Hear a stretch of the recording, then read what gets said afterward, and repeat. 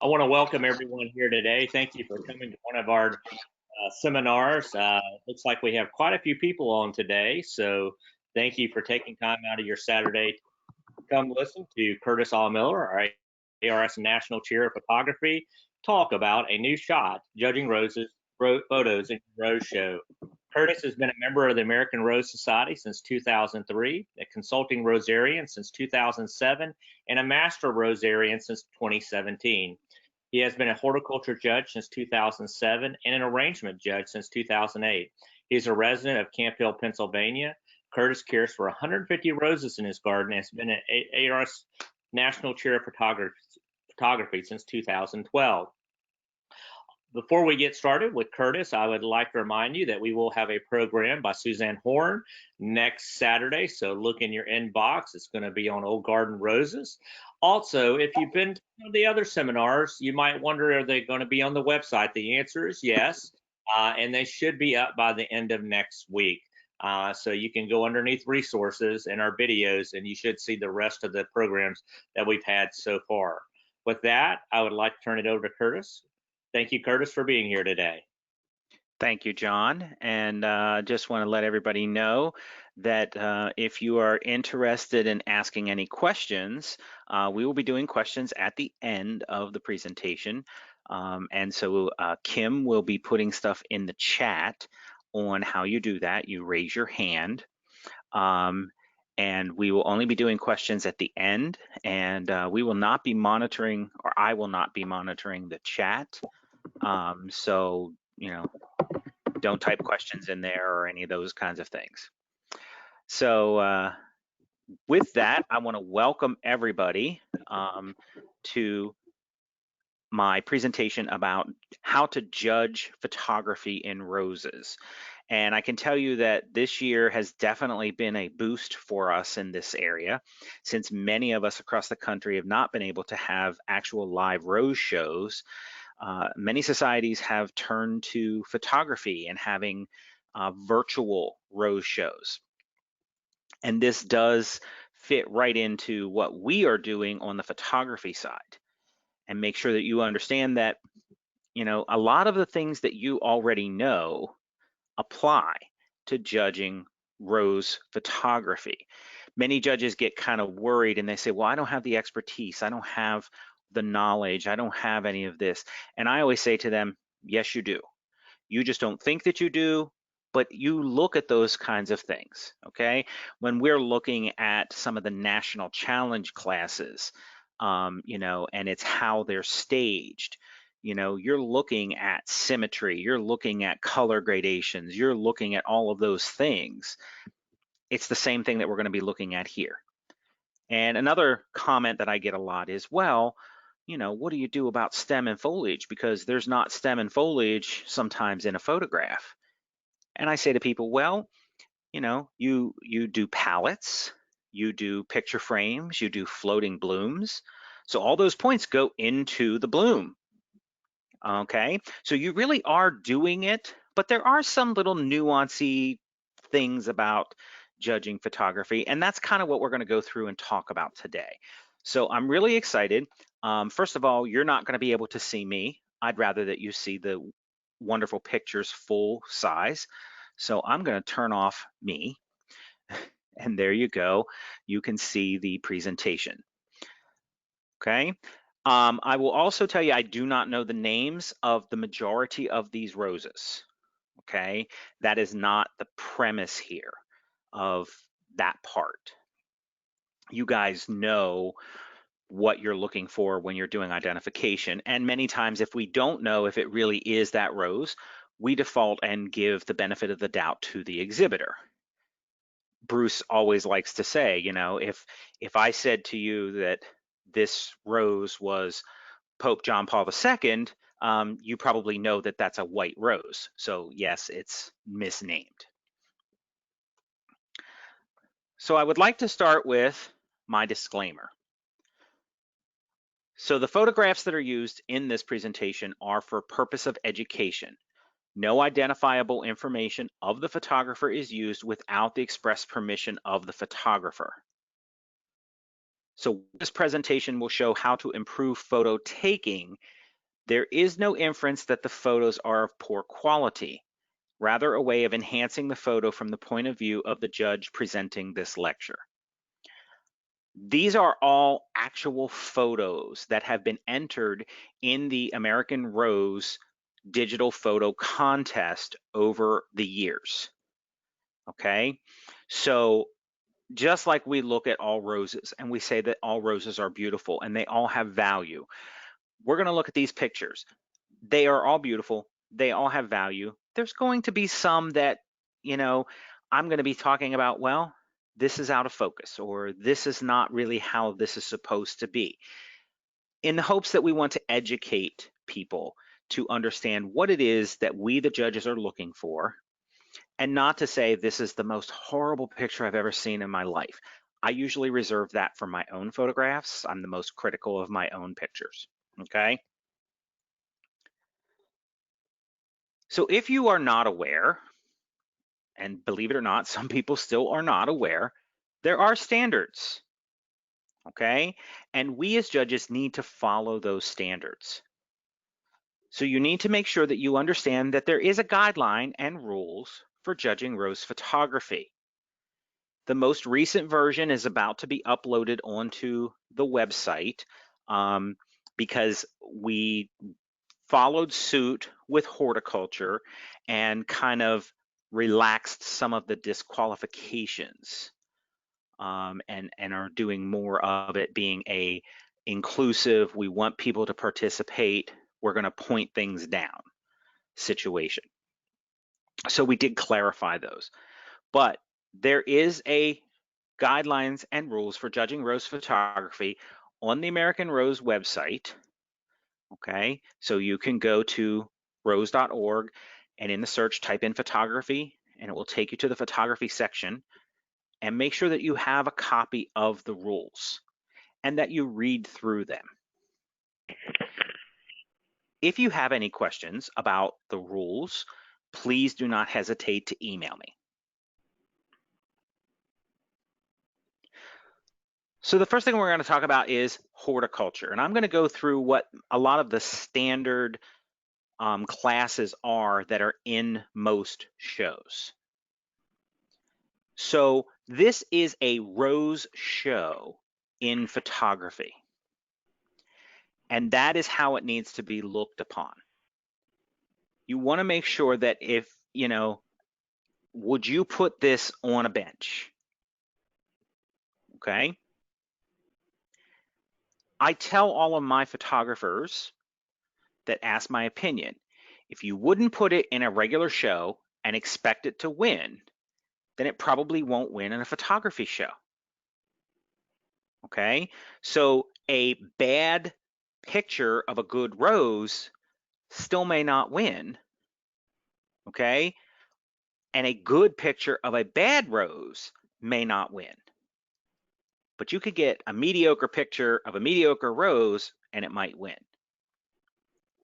That sounds kind of confusing, but we're going to go through the standards of that and kind of talk about what does all of that mean.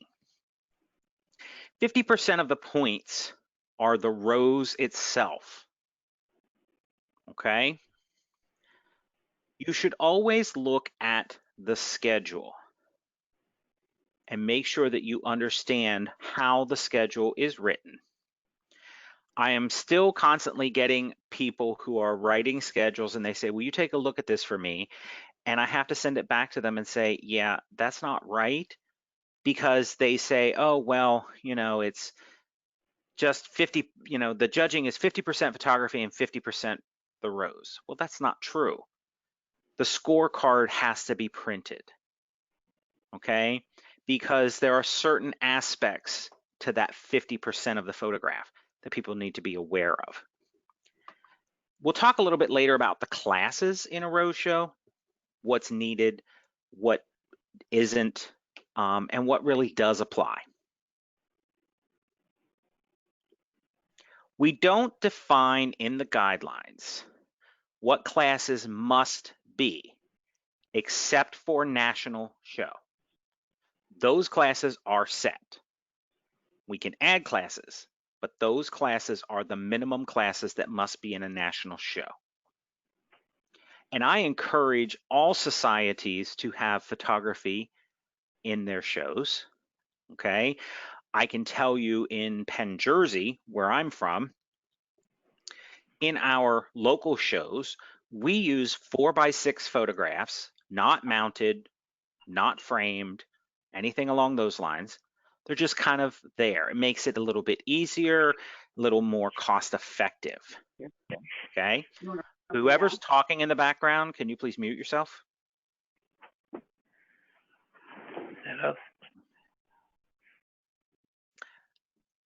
So, be open to other types of classes. So, any type of Rose Society activities, okay? Those are always nice to see because sometimes, Kim?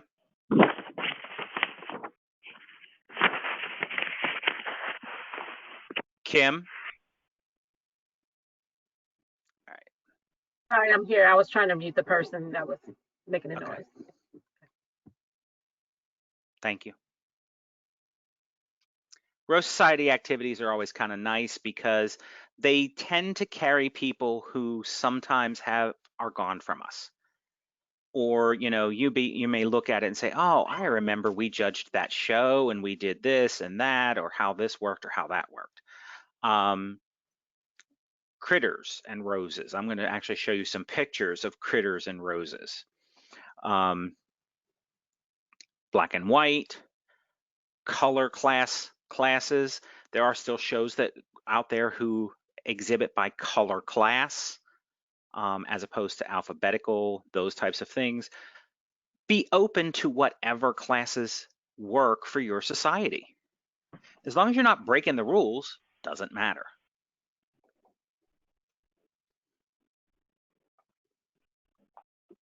So let's start with what we usually look at, and that is the one bloom per stem. Now, I'm going to be perfectly honest with you. From a photographer's standpoint, most true photographers kind of laugh at us for our photography because we take what are known as catalog shots or bullseye shots. And that's fine. They can laugh at us all they want. The problem is when you're looking at a new rose introduction in a catalog or anything along those lines, and you're an exhibitor, there's a couple of things that you look at. Sometimes the first thing we look at is the center. What kind of center does it have? How many petals does it have? Well, we're not going to get that information without these catalog shots. And since that's what we're looking for when we're judging the rose, remember, this is a rose show in photography. I want to see that. If I have two Geminis, one has a beautiful pinpoint center and the other has a confused center, that's important. That counts when I'm doing my pointing of the specimen. You know, so these are the types of things that we are looking for. So if you just walked up to this bloom and you looked at it, you see how it's unfurling. You can see has a nice high center. You know, it doesn't have any marks on the petals, things along those lines. It's stunning to you. And if you're trying to take points off, you know, I might be able to take 1 or maybe 1.5 points off, okay? Don't forget that the one bloom per stem also can apply to open blooms, okay? And the same principle that we would use in judging an open bloom applies here. Now, one of the things about this photograph that makes it even a little more interesting is that you can actually see the foliage, okay? The foliage frames the bloom. That's one of the things that we look at when we are at a show. You know, we're taking the specimen, we're sitting it down on the floor, we're looking down on top of it. How does the foliage frame the bloom? So this is something that we can look at in photography. You have two blooms identical. So we're going to say this bloom and this bloom have exactly the same number of points in your mind. This one, I can see the foliage, how it's framed. This one I can't. And maybe that's the quarter of a point we need to set this one above the other. Another issue I get a lot, okay, and I understand this, I really do.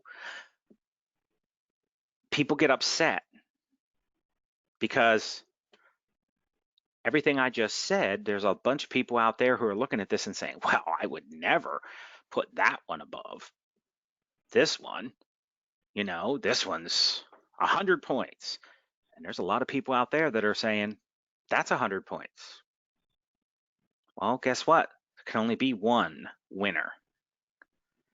So I say to people, imagine that you have 20 queens in front of you, and they're all 99 points. You have to pick one as a judge. So when we have to sometimes get into the nitpick dirt for that quarter of a point or a half of a point or whatever, that's not to say that all the rest of them aren't winners and that they're not all queens, but there can only be one.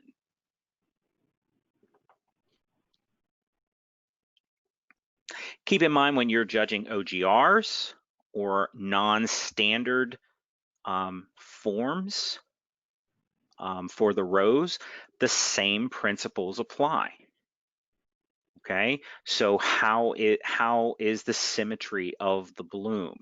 Is the color true to what it should be for that variety? Okay, in this case, I find the leaves a little bit kind of distracting.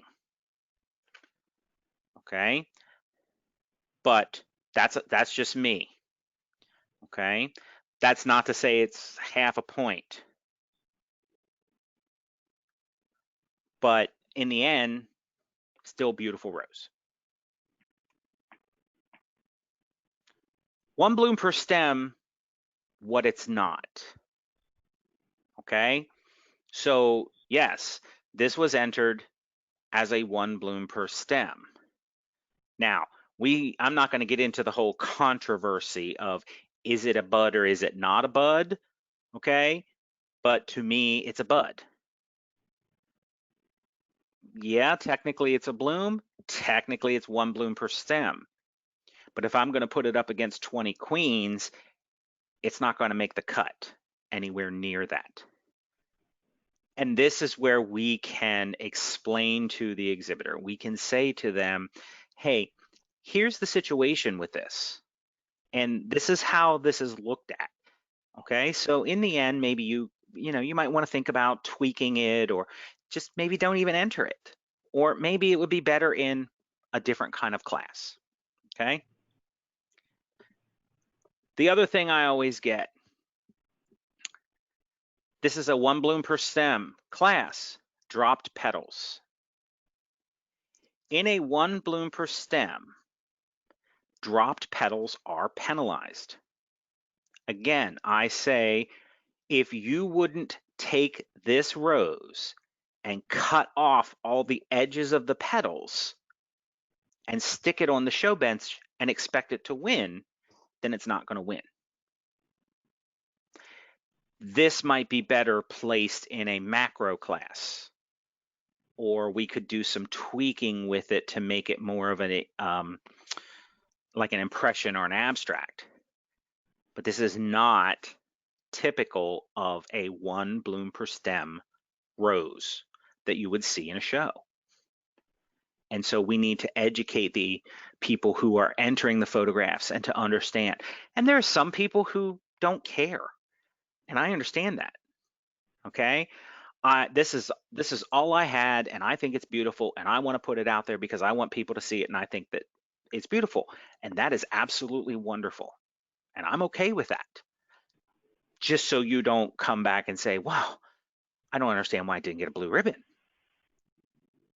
Well, because we started taking points off for the number of faults for the petals.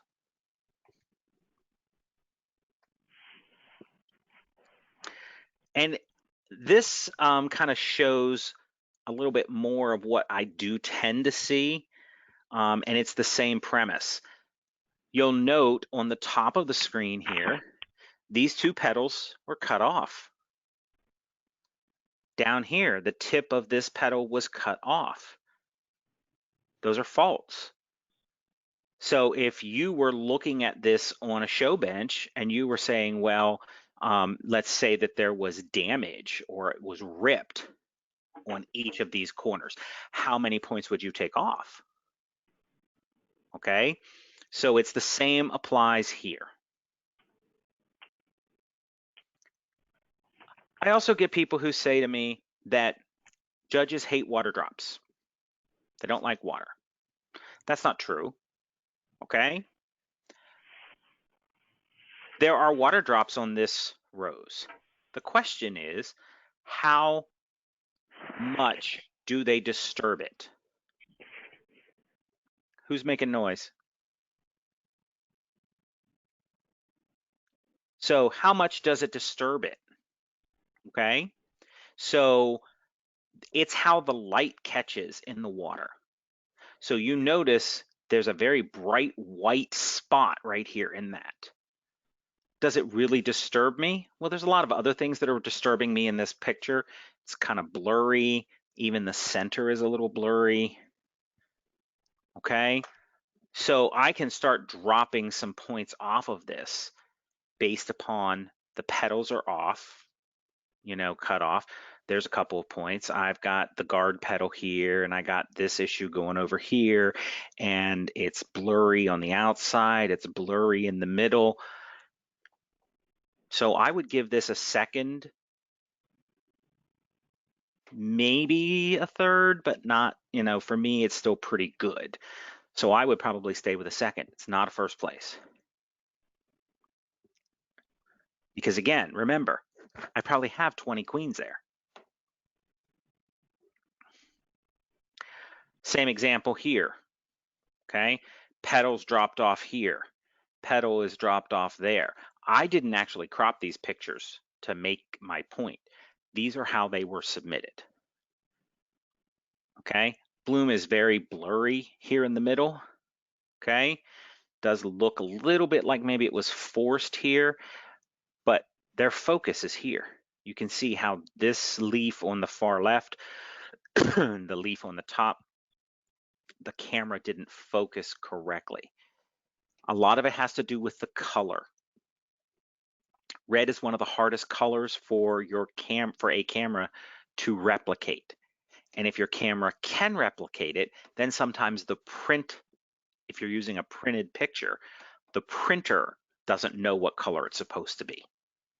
Okay, so there are tricks, and if you are teaching or you're into photography, you know, by all means, have some conversations with exhibitors on some tricks and tips.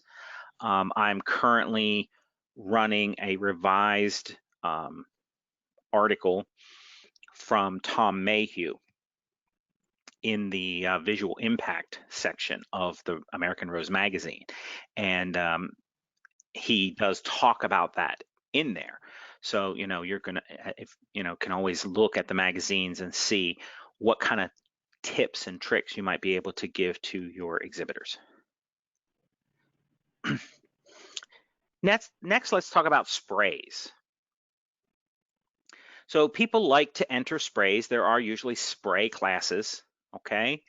Again, when we judge a spray on the Hort bench, one of the things that we are looking at is the uniformity and the overall impression of the inflorescence, okay?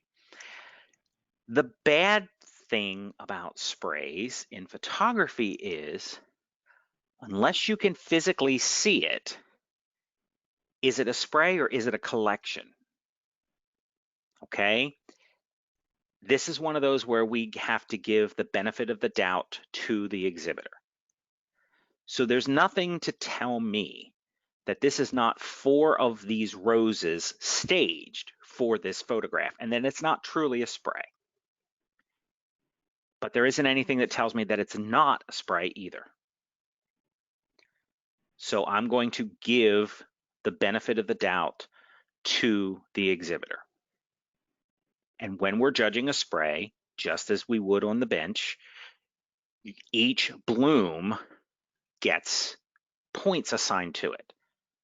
So if 50% of the photography is the rose itself, then we have to divide that up by the 4 blooms. And so faults and points can have a little bit less impact in a spray.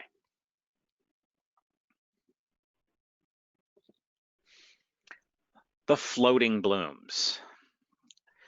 So this is a good representation of a spray, but it's also a good representation of a floating, what we call floating blooms. And that is the entire background is black.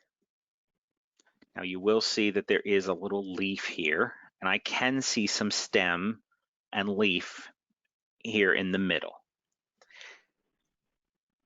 Some people don't like the floating bloom because it's been overused. Some people are okay with the floating bloom. I will tell you that when I became an arranger, one of the things that I was told was, oh, you should never use black backgrounds in your arrangement because they're so hard to work with. But most times when I win, it's a black background. And the reason is it makes the color on the rose pop. This is a rose show, not a background show. So if I'm looking at this, do the roses pop? Do they meet the requirements of a spray? You know, and if I start taking points off, is this really going to get down below 90 points? And to me, the answer is no. I may not like the black background, and I might take a point off of that for distinction. Okay.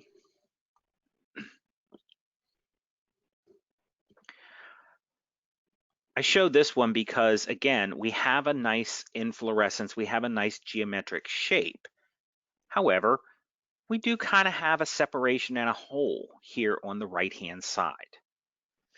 So if I was looking at this inflorescence on the bench, I might say, well, that bothers me a little bit, and I might take, you know, a pointer or 2 off for it.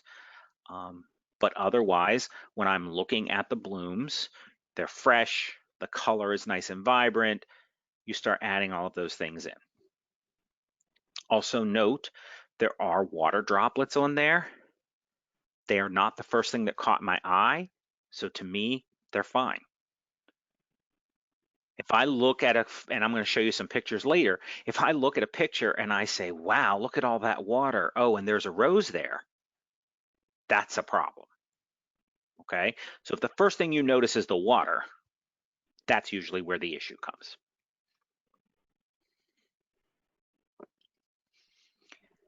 Some sprays of single petaled roses or other types that exhibit this way can be very stunning because of the stamens, the anthers, the pistil, because sometimes there's different colors in that. And these colors sometimes can be captured beautifully in a photograph. Okay, sometimes if you know, this specimen is perfect 2 days before a show, you cut it, you refrigerate it, you get it to the show, and it's kind of lost a little bit of its substance. Here, the exhibitor can get it at its most perfect time and it's not losing its substance.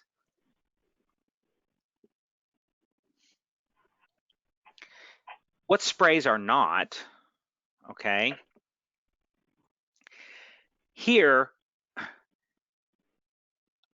the reason that I say not is because this bloom here is really past prime. You can see the damage on the petal. I think if they touched it, that would fall out and it would be this big, huge hole. Also, to me, it's a little washed out in color. Yeah, it has a nice form, but I don't really get to see the individual flowers except for this one in the front. Keep in mind that this variety, this is not past prime. Okay, you can see the coloration in there, okay? But different varieties, as I said, will have different colored stamens and anthers. Whoops. Yeah, this is not really a spray in the fact that this rose in the back, which is needed to be a spray, is sort of an afterthought. I don't really see an inflorescence here. I see a big picture of a rose that has a bullseye. Okay.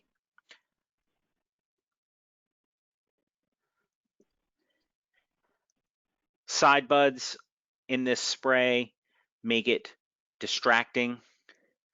The color faults on the guard petals, plus it's way out of focus. Okay. So sometimes, depending on whom you're judging with or how your judging style is, you might go through these and you might say, okay, I know that one's not a blue. I'm going to set it off to the side. Okay, there's no way this one is a blue because I just took a whole bunch of points off for all of the things that I just mentioned. So do we want to take the time and haggle over it right now, or do we want to pick out the blues and then start looking and saying, okay, based upon that standard, where do we fall with this? Is this a 2? Is this a 3? Is this an honorable mention?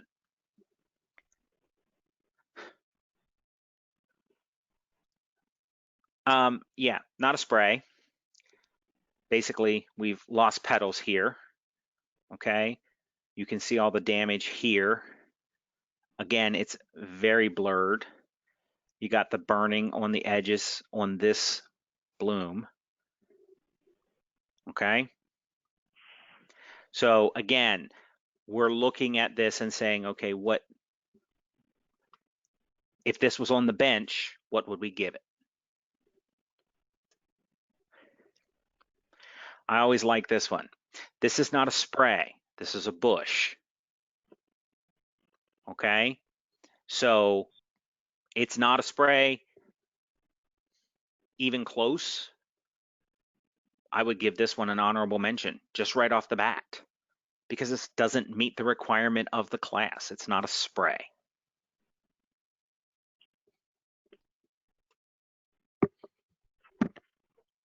Now let's talk a little bit about arrangements. So some of you may be dual accredited, horticulture and arrangement. Some of you may be arrangement judges only. Some of you may be horticulture judges only, but you like to arrange and dabble in arrangements.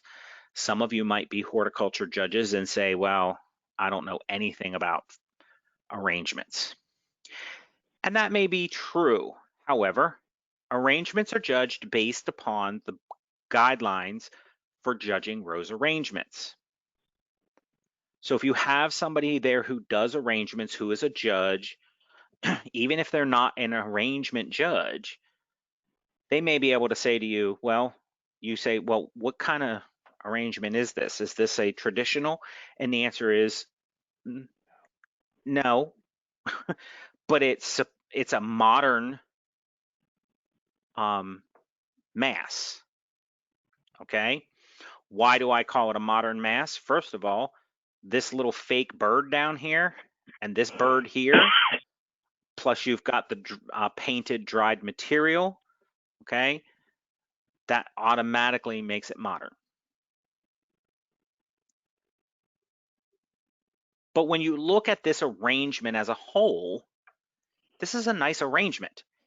and it is a good photograph. Sometimes we run into problems with photographing arrangements because we can't necessarily move them if you are doing this at a show, okay?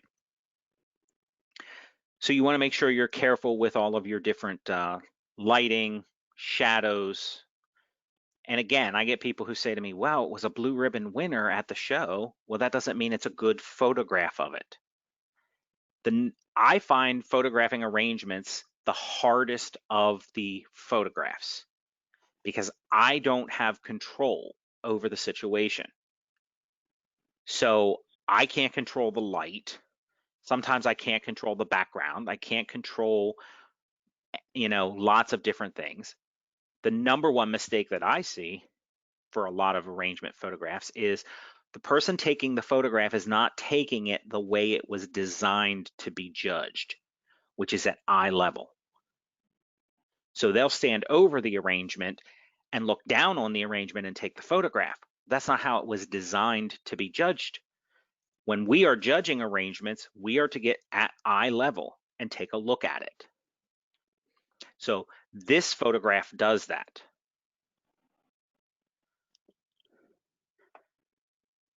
But just like photographs for horticultural specimens, if you wouldn't put it in a show and expect it to win, don't do it in photography. Same issue here.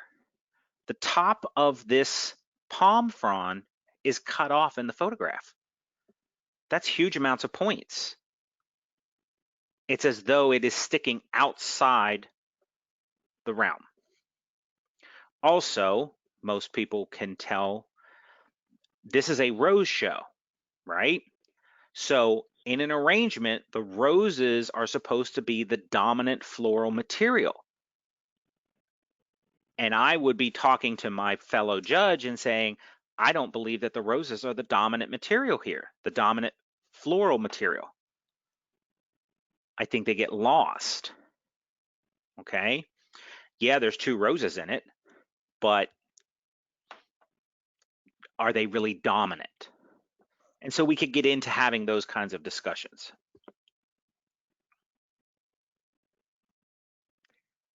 Modern arrangements are usually pretty self-explanatory, that it's modern or that, it's a nice photograph of an arrangement. I think that this arrangement is particularly stunning.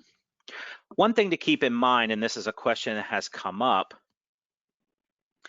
roses in an arrangement do not have to be identified,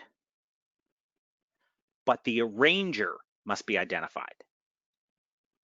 Okay?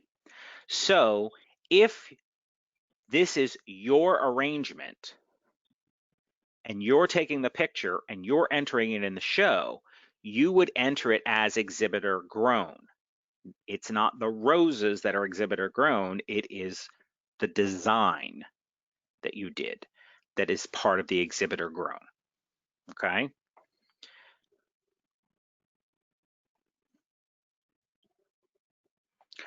This is an example of a Far East style design, previously known as Oriental, okay? But one of the things that catches me here that maybe in real life I might not have picked up or noticed are these little tiny white beads that run up through here. So I would have to say, well, is this a freestyle? Because if it is, then they're allowed. If it's not a freestyle, then they're not allowed. And I can tell you if it's a freestyle, they're not dominant enough. Okay? So judging arrangements can be a little bit challenging if you are not an arrangement person. But when you are looking at the arrangement, you can say to me, is that the right rose? Does it look pleasing to you? What's bothering you about it?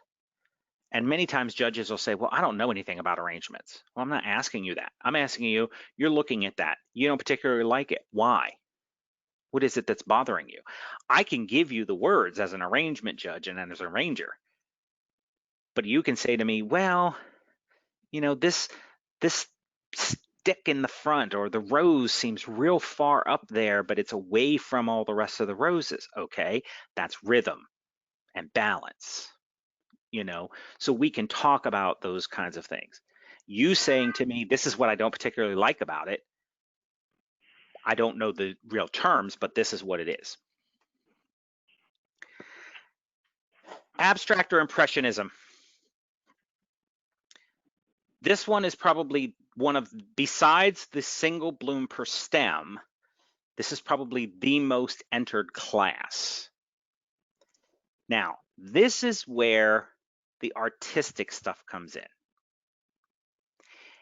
You don't have to name the rose in abstract or impressionism unless you want to. And the reason for that is this isn't a rose. Okay, this is perfectly acceptable.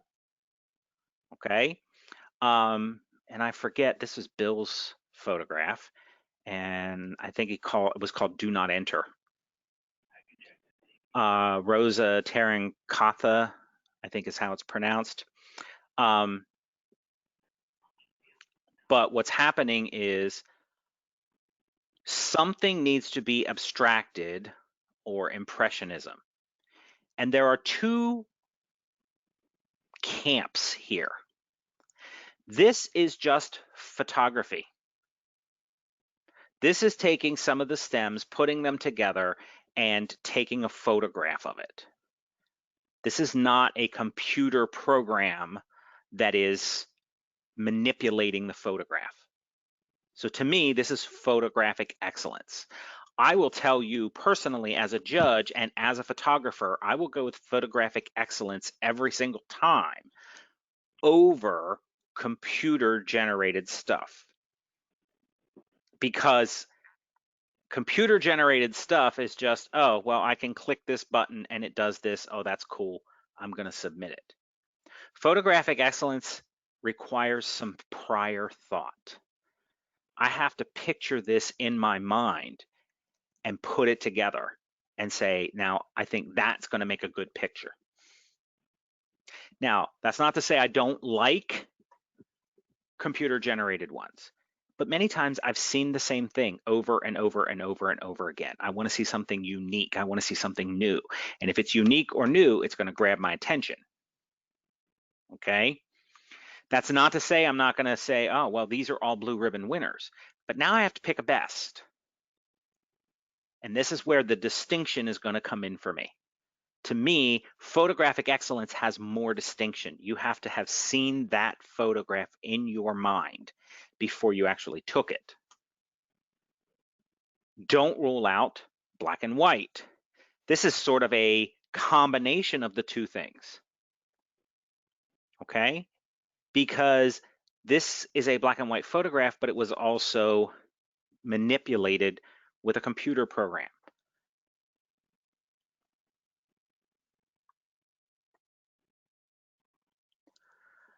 Again, photographic excellence. You have to think, oh, a shadow of those stamens and anthers through the petal. All right, so you're staging, maybe putting a light behind it and getting in there and setting up your shot and all of those kind of things. Okay, so I get a lot of people who say, well, shouldn't you have to name the rose? And I say to them, okay, what rose is this? How are you going to tell me that that is actually the name, that is actually that rose?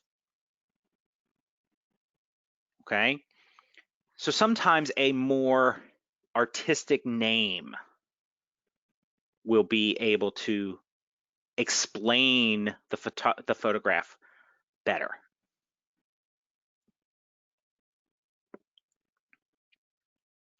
Now, this is where you get into manipulation with computer. We have a little drop of water, and and then you put the picture of the rose inside of that. It's very pretty, it's very cute.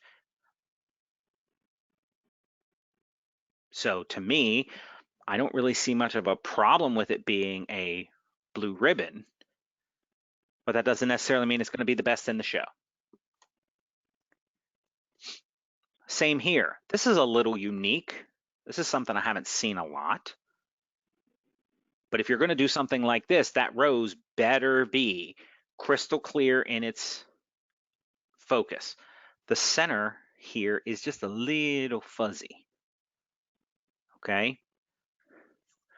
But the symmetry of the bloom gets very enhanced by this. Again, very unique.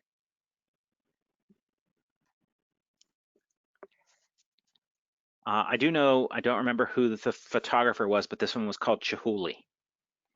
Now, if you've never, I don't know if they were doing that after the name of the rose, but it does remind me of Chihuly glass. If you've never seen a Chihuly exhibit, it is all of this glass, colored glass, and he likes to use oranges, yellows, and reds a lot in the sculptures. Okay, again, this is a computer manipulation, but it's very unique and it's very thought-provoking. This is where the art part comes in. So this is where we're now going to take the creativity and the clearness of the specimen and all of that. That's what those 50 points are going to be. Now, is it in focus? Is what's supposed to be in focus? Things along those lines. Gardens. This is going to be something that is unique, probably to most judges that are not photographers. So this is the one where I do get judges that kind of shy away a little bit. Because, yeah, you understand how to look at stuff on a bench, but how do you look at something that's a yard? So we tend to have some guidelines in the rule book that says there should be some type of movement within the garden. It should not be a static type thing. So when you're looking at it, maybe it's a path or it's something that makes you want to move throughout the garden. But roses should be dominant, okay? Not just flowers, okay? I got what looks like geranium down here. I've got petunias in here. Those could be roses, but I do have a buttload of roses across here. And I can tell that it's a garden. Okay, I have the little potting shed in the back. I've got an arbor over here. I've got the angel. I've got a nice Celtic type cross here. You've got the water. I have movement in here. It looks like when I look at a picture of a garden, I like to say, if I look at that picture and I think, oh God, I would love to be there right now, it's a good garden picture. Because I would love to sit at that little table back there with a cup of coffee and just look out over all of those roses. There are casual or backyard gardens, and then there are formal gardens. So formal gardens, which is what you see a picture of here, need to have some type of symmetric layout. We can kind of see that here. You can see the squares of where the roses are placed, okay? We can kind of pretty much tell that these are roses. You can see movement because of the walking paths, okay? This pole right here in front kind of bugs me a little bit, so I might take a point or two off for that because it's sort of right there front and focused.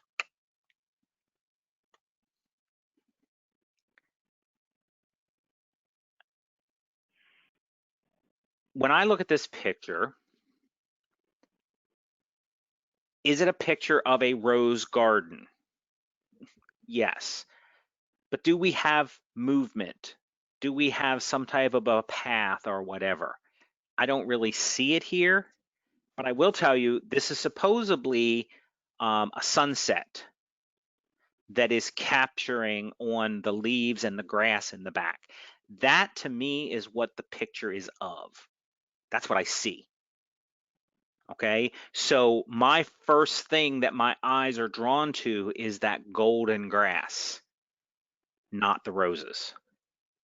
So therefore, while we tend to say the roses should be the dominant floral materials in a lot of things, they are not the dominant thing in this photograph.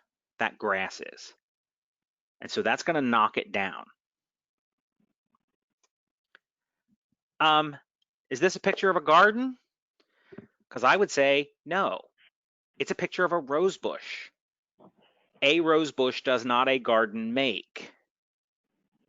Okay? So you may need to educate your exhibitors and say, yeah, it's a picture of a bush. It's not a garden. Where's the garden? You're standing in the garden taking a picture of the bush. Okay? Now let's move into macro photography. It took me a little while. I've had a couple of people who have entered macro photography and they say, wow, but because I say, well, this picture isn't macro. And they say, well, I used my macro lens. And I'm like, oh, now I finally get it. The definition of a macro photograph is to take something that is very small and make it life size. So normally, we're not going to see all of these little edges and such inside of a rose. And I can tell you that every year that goes by, I see that less and less as I get older, right? But I can see all of the texture in the petals here, okay? That's taking something very small and making it lifelike, life size, okay? So macro is a good technique, and if it is done correctly, can be very beautiful. In the beginning of this presentation, there was one that was yellow. I absolutely love that photograph. I can't even remember where I got it from. I think it was in one of the shows, but it looks like a rose buttercream icing rose that you would see on a cake. And every time I see that picture, all I want to do is eat it. Okay.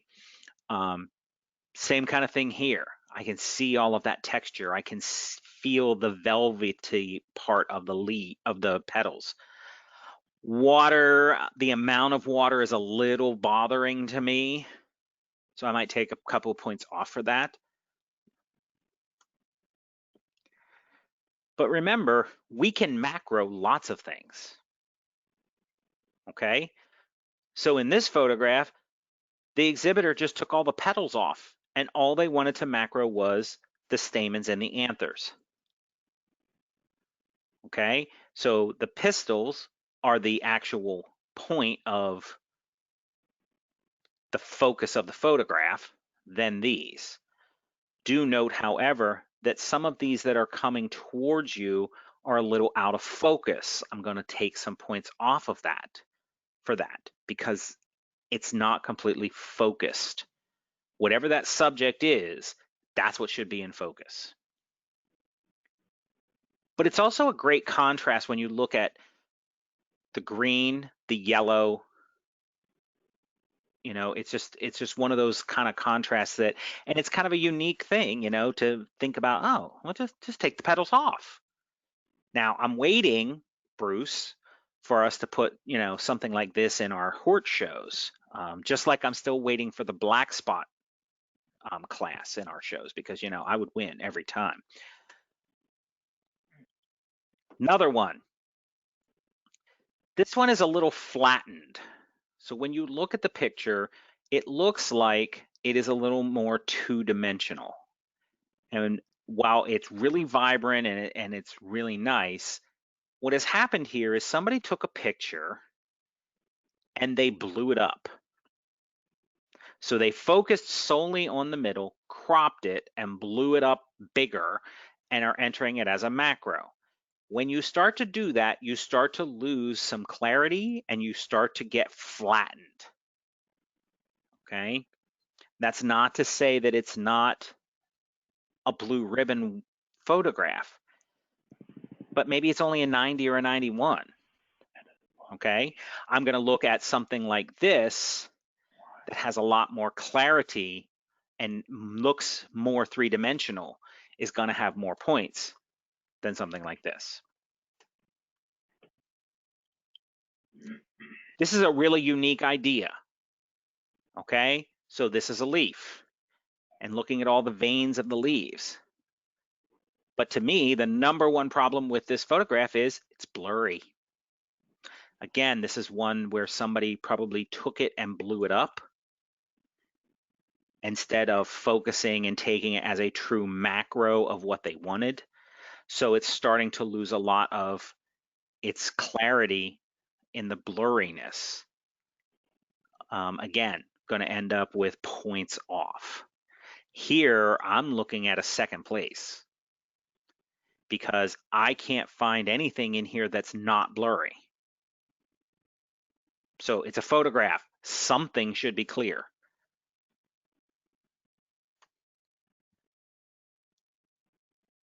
Your macros sometimes will be in black and white. This is an excellent example for judges of somebody who took a photograph and blew it up really big and entered it as a macro. And when you look at this photograph, if you kind of lean into your monitor a little bit and you see all these little dots and it all looks fuzzy, that's called pixelization. That means you are blowing it up beyond the point that the computer can actually keep those pieces together.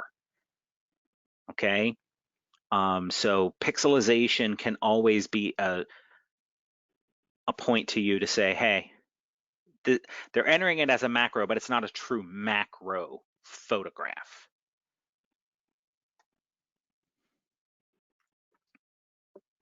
Now, a couple other little points to talk about. Backgrounds. So I already kind of talked about the floating bloom. I get some people who say, well, I hear that judges, want to see natural backgrounds.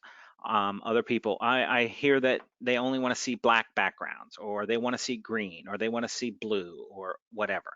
The issue is when you are looking at a photograph, does the background compete with the rose?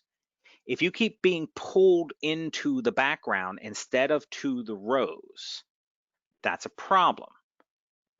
Example here, this light green over here keeps catching my eye. So when I'm looking right at that photograph, I'm also seeing this. Your eye will tend to go to those lighter colors, whereas I'm not seeing this as much, this purplish new growth over here. But the fact that it's brown, I'm okay with that. The fact that it's surrounded by leaves, hey, God gave it its own background, leaves. Okay, so why not show them unless they're covered in black spot and spray residue and bird lime and all those things, right?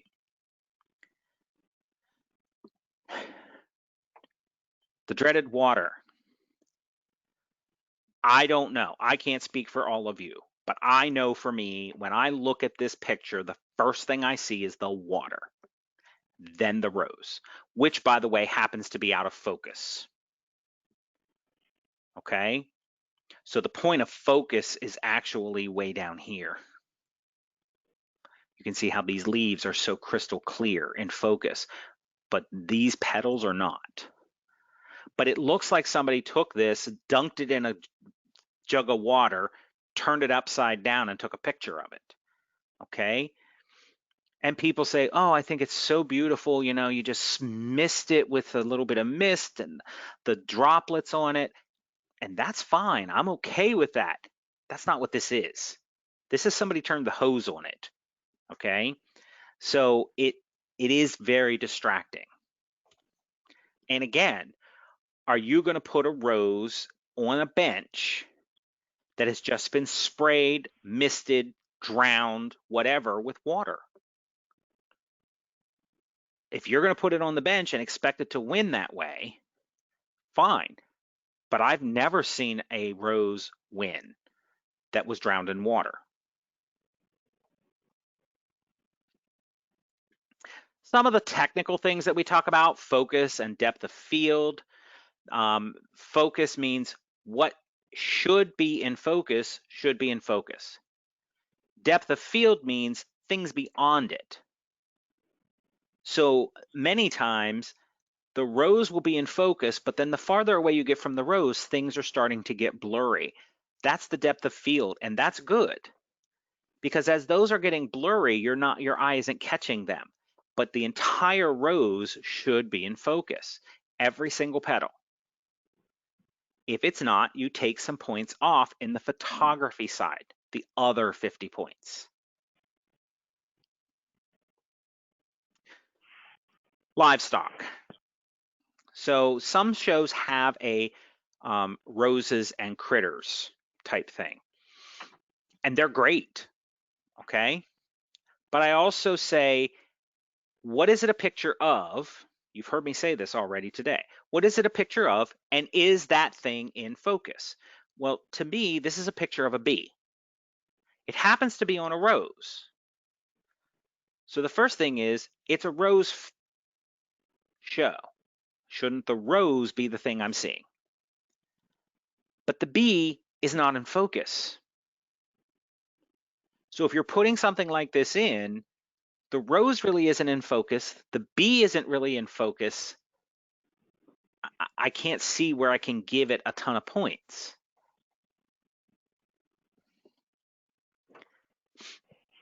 Again, katydid. It's a picture of a katydid on a rose. Okay? Now, a lot of people say, well, you have to name the rose. Okay, well, what is this rose? I don't know. Could be peace, could be a couple other things. Okay? This is where I kind of get into the people are so focused on the name of the rose in certain types of photography, that's fine. But in other types of photography, yeah, not so much. But again, this is a picture of a katydid. It is a little blurry. It's a better picture than the previous picture that we were just looking at. This picture, I just got this from the photographer when I was in the Colonial District doing a talk for them about whatever I talked about for Bruce in March. He was unable to make it there, and I was talking about hort judging and how we were changing things and not disqualifying things as much. And they had a photo contest, and they wanted to know if I would judge it for them as the National Chair of Photography. And I had to look at this rose 5 times because it's in the critters. And I'm like, it must be in the wrong class, until I noticed this little tiny bug right here. And I said to the exhibitor, this is the best example I have ever seen of this. Could you please send me this picture so I can use it in my talks? And she was so flattered and just beaming ear to ear that the national chair wants her photograph and, you know, for all of this stuff. But here, it is a picture of Gemini. It happens to have a bug on it. And when you have this printed, that bug is a little hard to see.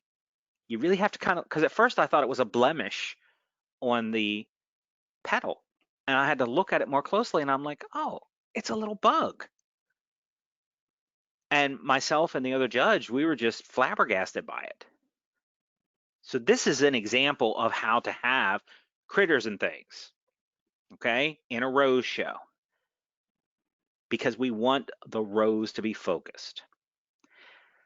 I've also seen people have them with kids, pets, all of that, perfectly fine. It's just like judging, to me, it's just like judging a garden.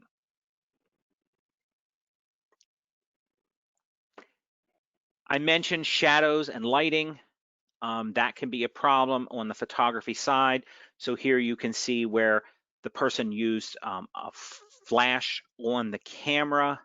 This created a shiny point right here. For those of you who care. This is an embroidery hoop that was painted black. But you can see this shiny point, and then you can see all of the shadow that is exhibited. Well, that changes this arrangement, and it changes the photograph. Sometimes it can really wash out the color of roses by having too much light on them.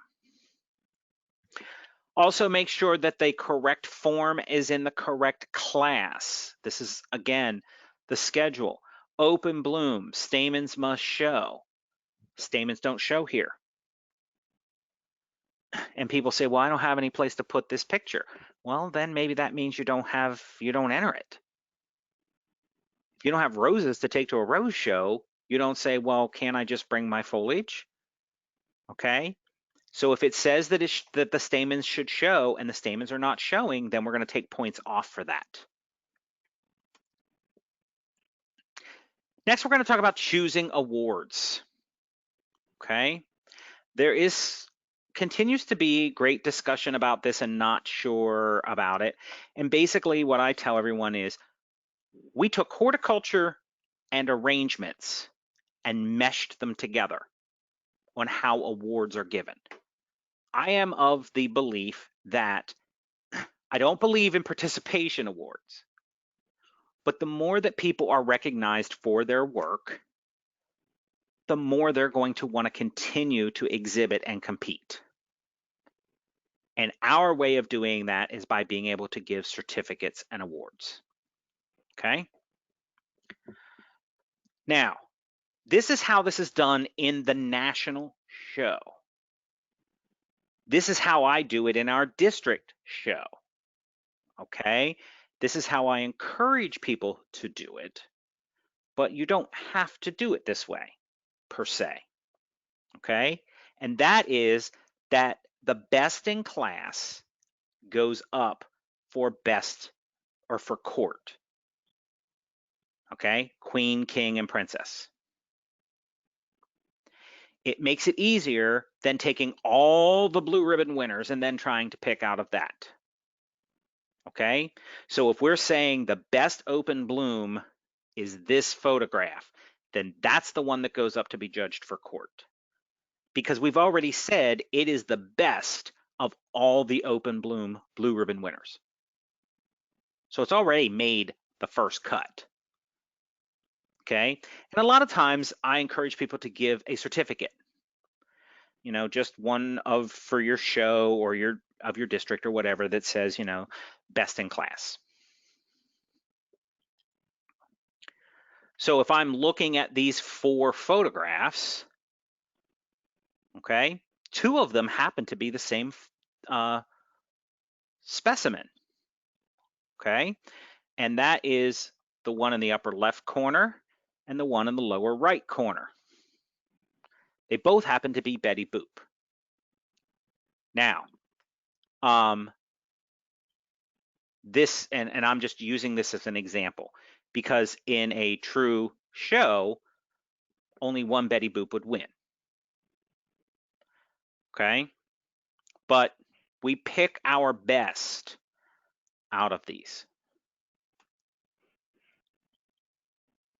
This is the abstract and impressionism.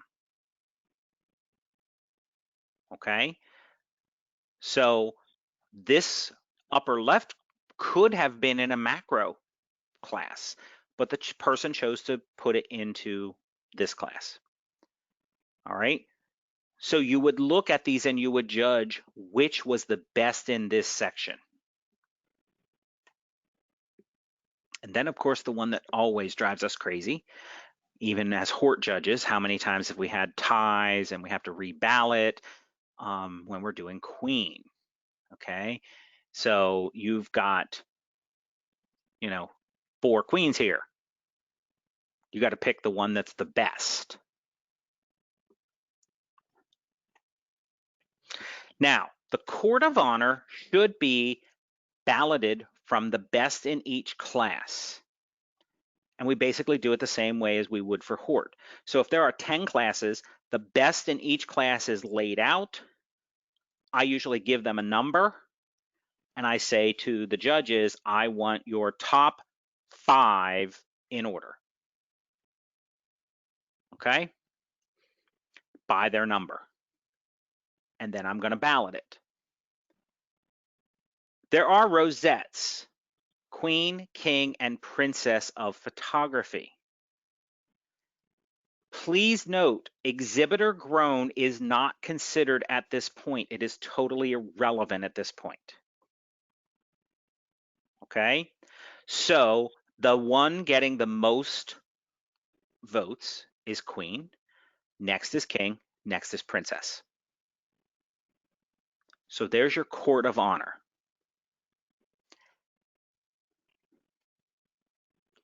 So we're going to look here at, I think that's Miss Mabel. Yabba dabba doo.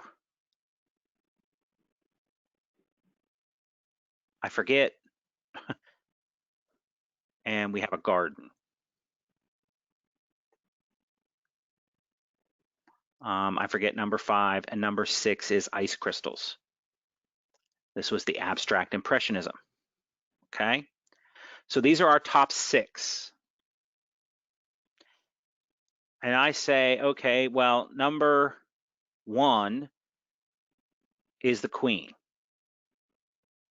Number 4 is the King. 5 is the Princess.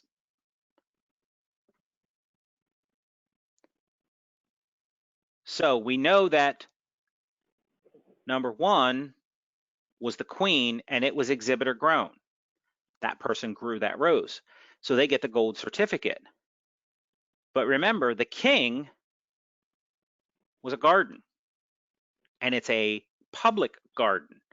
So there's no way it's exhibitor grown. So it does not get a medal certificate.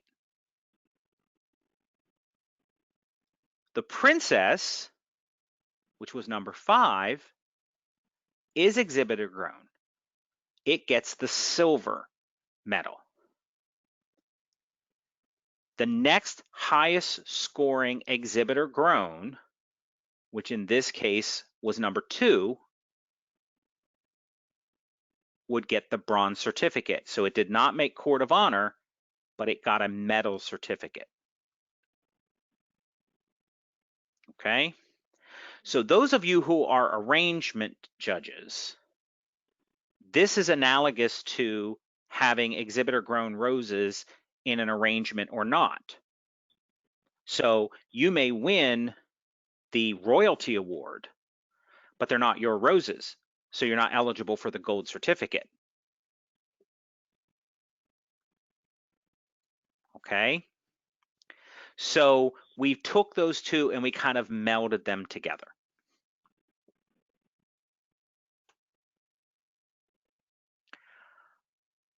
One of the things that's always an issue is, of course, when you're talking about gardens. Okay, so if you look at this, 1, 2, and 4 are professional gardens. They would not be eligible as exhibitor grown. But number 3 is a personal garden. And so it could be listed as exhibitor grown, and it could win a medal certificate. The other thing I've started doing that really people like is I started giving the other certificates. Nowhere on the certificate does it state that it is a horticulture only certificate. The only ones that say that are arrangement certificates. So I say we can give those certificates that are traditionally offered in a hort show, but it must be on the certificate that it was awarded for a photograph. So one of the new classes that we've started using is seedlings. People are growing seedlings, but maybe they can't exhibit them because it's not their seedling. But they could win for the photograph of that seedling. And so we say, you know, it's the best seedling certificate, and it's photograph of Ben Uno by Bill Kazemchak. okay? And that way, we make sure that we are able to give things out. This past year, we gave out the Victorian, Best Floribunda Spray, Best Large Rose, Best Seedling. I've given out the junior certificates. There are 2 junior certificates, one for a spray and one for a one bloom per stem. It gets people excited. It gets people to be energized. You know, they got an ARS certificate. And it makes your show look nicer because now people are entering. People who normally couldn't enter because they've downsized. They don't have the room. They can't spray anymore because their state outlawed all these chemicals, whatever. Okay, it's a great way to get people into your show. And if you're judging it and you're judging it from an educational standpoint,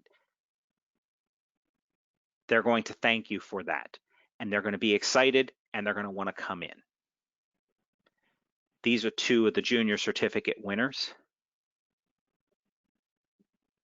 So I would like to thank you all for your attention and your participation and showing up today. And now we'll be open for questions. So let me get my control panel here. And I'm going to turn on my camera. And there we go. All right, so Kim, do we have any questions from anybody? We do, lots of questions, but I want to remind everyone, if you have a question for Curtis, look to the right of your screen. You'll see your control panel, and there you'll see a little hand. Click on that hand and raise your hand, and I'll call on your name individually, and you'll be unmuted to ask Curtis your question. Okay, the first person is Kenneth Smith. Kenneth, please unmute yourself and ask Curtis your question. Yeah, Curtis, due to the pandemic, our winter meeting for the Carolina district is going to be a virtual. And we're considering doing a photography contest virtual. My only question, and this should be a simple answer, can we use the ARS rules to govern our photography contest? Is that legal? If you are giving ARS awards, and that's actually an excellent question, because all judges should remember that even a ribbon, a first place ribbon that says ARS on it, is an ARS award. Therefore, it must follow the ARS guidelines.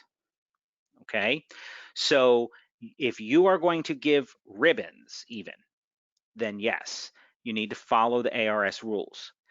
As I said previously, primarily it's just some of the wording about you give us permission to take pictures of your picture and put them in our newsletter and those kinds of things. But the classes are kind of open to whatever you want them to be. Thank you. Mm-hmm. Okay, the next person is Pamela McGraw. Pamela? Please unmute yourself, Pamela. I'm sorry, I didn't have a question. It was an excellent presentation, though. Thank you so much. Thank you, Pamela. Okay, Maureen Labran. I'm sorry if I didn't say that right. Oh, I didn't. Ooh, I'm muted. I don't know how to do that. No, you're unmuted. We hear you.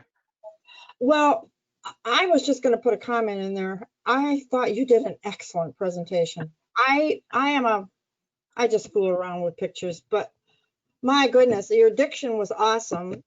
Your presentation was just phenomenal. I just can't say enough good things about it, really. Thank you. Well, thank you so much. And one thing to remember, and I don't have it right here with me to show to people, but a year or two ago, the cover photograph on the American Rose magazine was taken with an iPhone. So I get people who say to me all the time, oh, I only have an iPhone. I only have a point and shoot.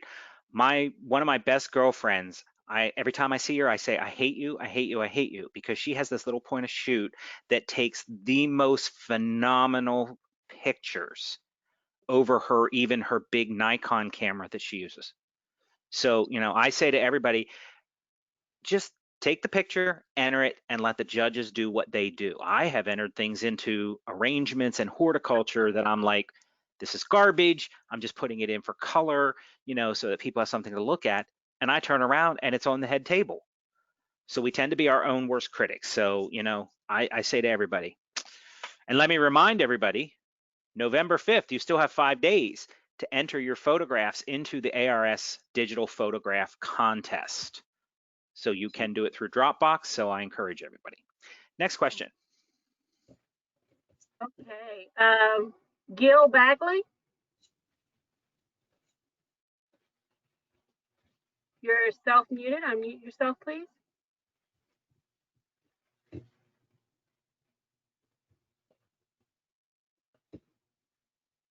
Okay, we'll come back to you, Gil. Lawrence Heapsch.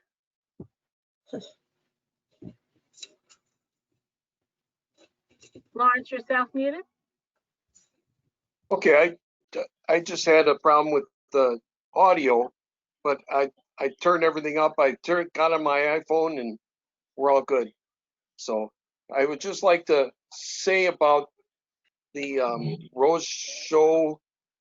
I mean, for the photography, I did submit photos. However, I didn't get a confirmation that they were entered. Yes, and there's a reason for that. I am writing my doctoral dissertation. I am running a respiratory therapy program, and I'm trying to put my garden to sleep. So I don't start doing anything with the national stuff until after the deadline passes. Because what happens then is I start getting confused and I put this on this pile and then that pile gets moved. And did I enter them? Did I not enter them? So it has become my custom to just after November 5th, then I will email you and say, hey, I got your stuff. And we go from there. No. You're an amazing person. Thank you. Thank you. And recorders. Okay, so Wednesday, All right, let me Who's see. talking? Come on. otherwise I'll have you Yeah, do. I just muted her. Thank you. All right, the next person is going to be Jackie Nye. Hi, Jackie. Unmute yourself. Looks like she. Okay, there I go. Hi, Curtis. Hi, Jackie. As usual, I get to learn a lot more, specifically for ARS Digital Photography Contest, road shows and photography, as I like to call them up here in the Yankee District. I am an apprentice judge with the year that wasn't. So I'm getting a little confused on this points thing because we really didn't concentrate too much on points during my judging school. So can you just describe stuff like what would be are you trying to say that 90 points and above is generally a blue? Or are you saying? It is the same as what we use in horticulture judging, and we actually use in arrangement judging. So a blue ribbon winner has 90 points or more. So if an exhibit, if you're taking the points off, yeah, if you're taking the points off and you would get down to 90 or 89 points, then it would be a blue ribbon or it'd be a second place winner. Right. Yes. All right, I appreciate it. Thank you very much. Problem. You're welcome. Okay, the next person is Colette Morton. Hi, Curtis mentioned that the guidelines are going to be updated soon. I was wondering if there's anybody on the call who can say when the HORT guidelines are going to be updated on the website? They were. Whether or not it's uploaded, I don't know. It's not. But I can definitely check into that. But yeah, I We believe just, it's being worked on, Curtis, to be yeah. updated on. Okay, thanks. Right. Linda Freeman? Thank you for a great presentation. That was very informative. For a casual photographer, where would be the best place to try to get a 4x6 photograph produced? So I get mine done actually at Walmart. Okay, all right.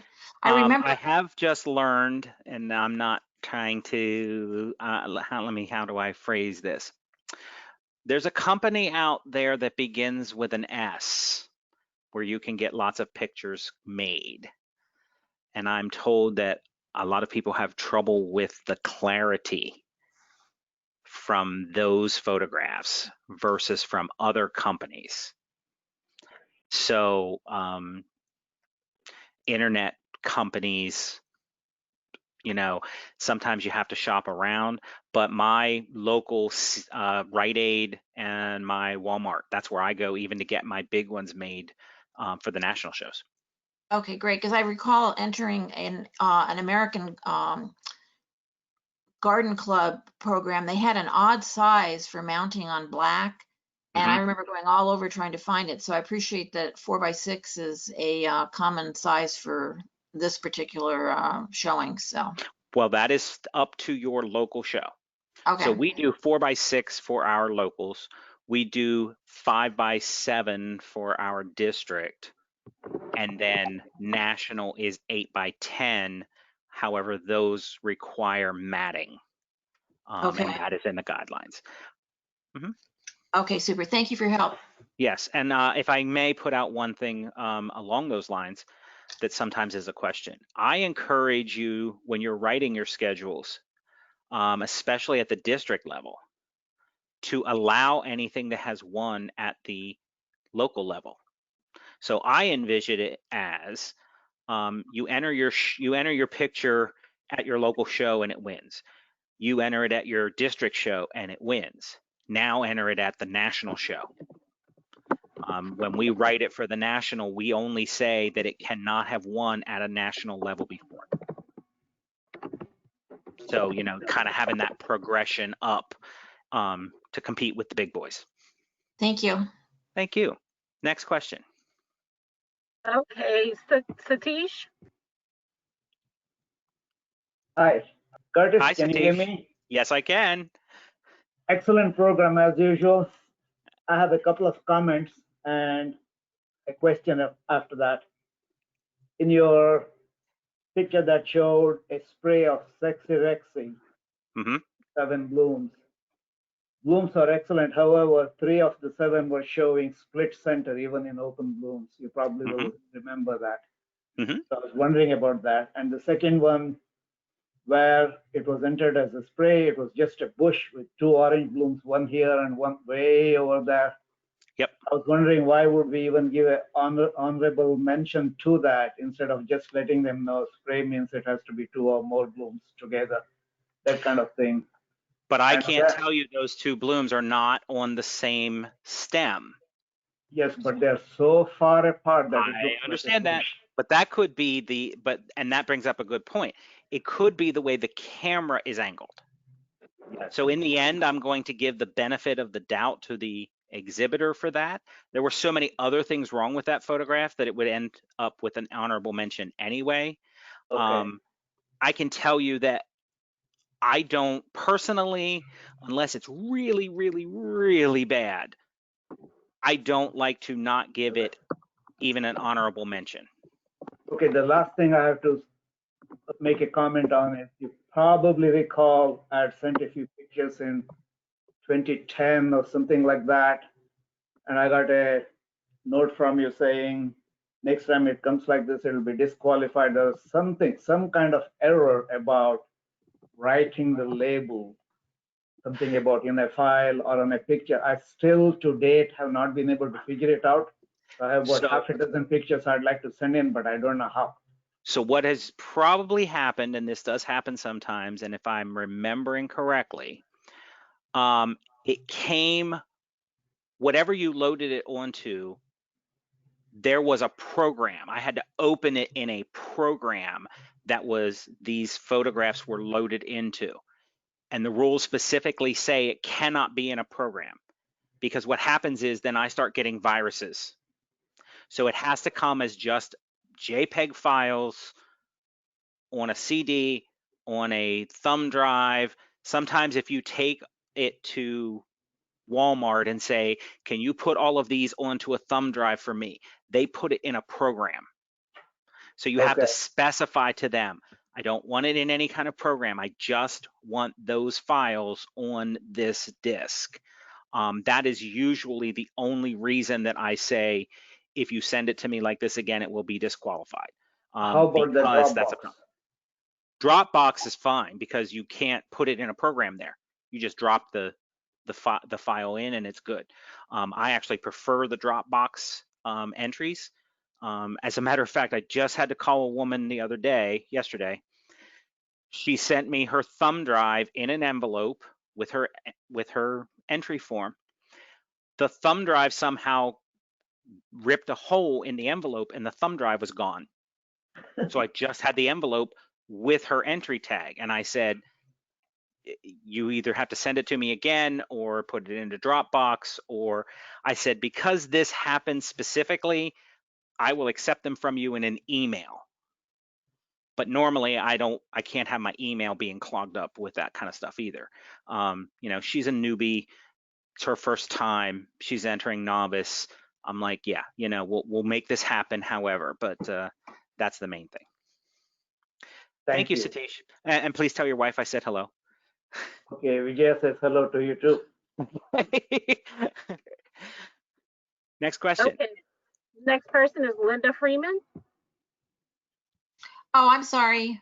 I had already asked my question. I'll lower my hand. Sorry about that. No problem. Okay, Cindy Dale. Hey, Curtis, how you doing? Good. How are you? Fine. My question is that the garden photo that you showed where you said that you would love to be sitting at that table, remember that one? Yes, ma'am. So the shed or the house in the photo, in the back of the photo, was cut off. Did that bother you at all? No. Because to me, it's not the garden itself. So there was enough flow in the garden. And sometimes people have to cut it off because otherwise there's electrical lines up there and that would be more distracting or those kind of things. Okay. And also that you showed one that was an abstract and it was Chihuly. And yes, that is the Chihuly rose. That's what the Chihuly rose looks like. So. Yep. Thanks a lot. No problem. Thank you. Maureen Labran.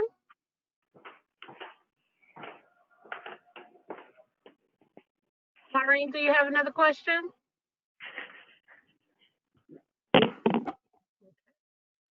Bill Dorn. Hello, Curtis.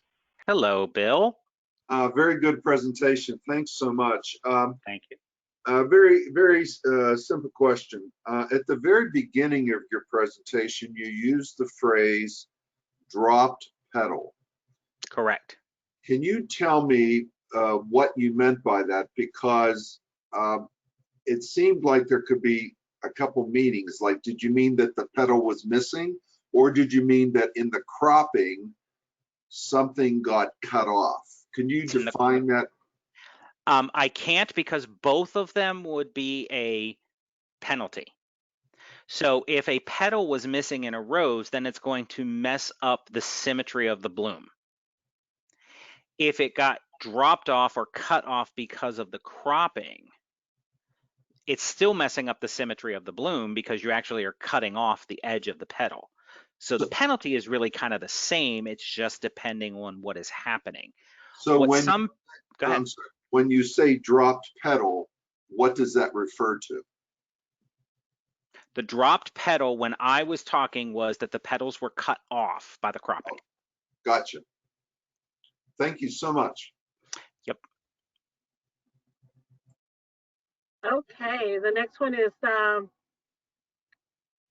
Bruce Barr. Good afternoon, Curtis. Thanks much. A lot of good hard work into that and great examples. Two questions, maybe a clarification. Talk please first on the idea of, in the creative and abstract, titling the photograph, please, and what's required, what's suggested. Well, the example of the Rosa Tarancantha, I can never say that ever. Sure. People tell me that all the time, and I still don't remember it. But that was titled No Trespassing. Right. So the name of the rose wasn't in there at all. It was a name, an artistic name of what they meant by the picture. So, you know, you could be writing something like,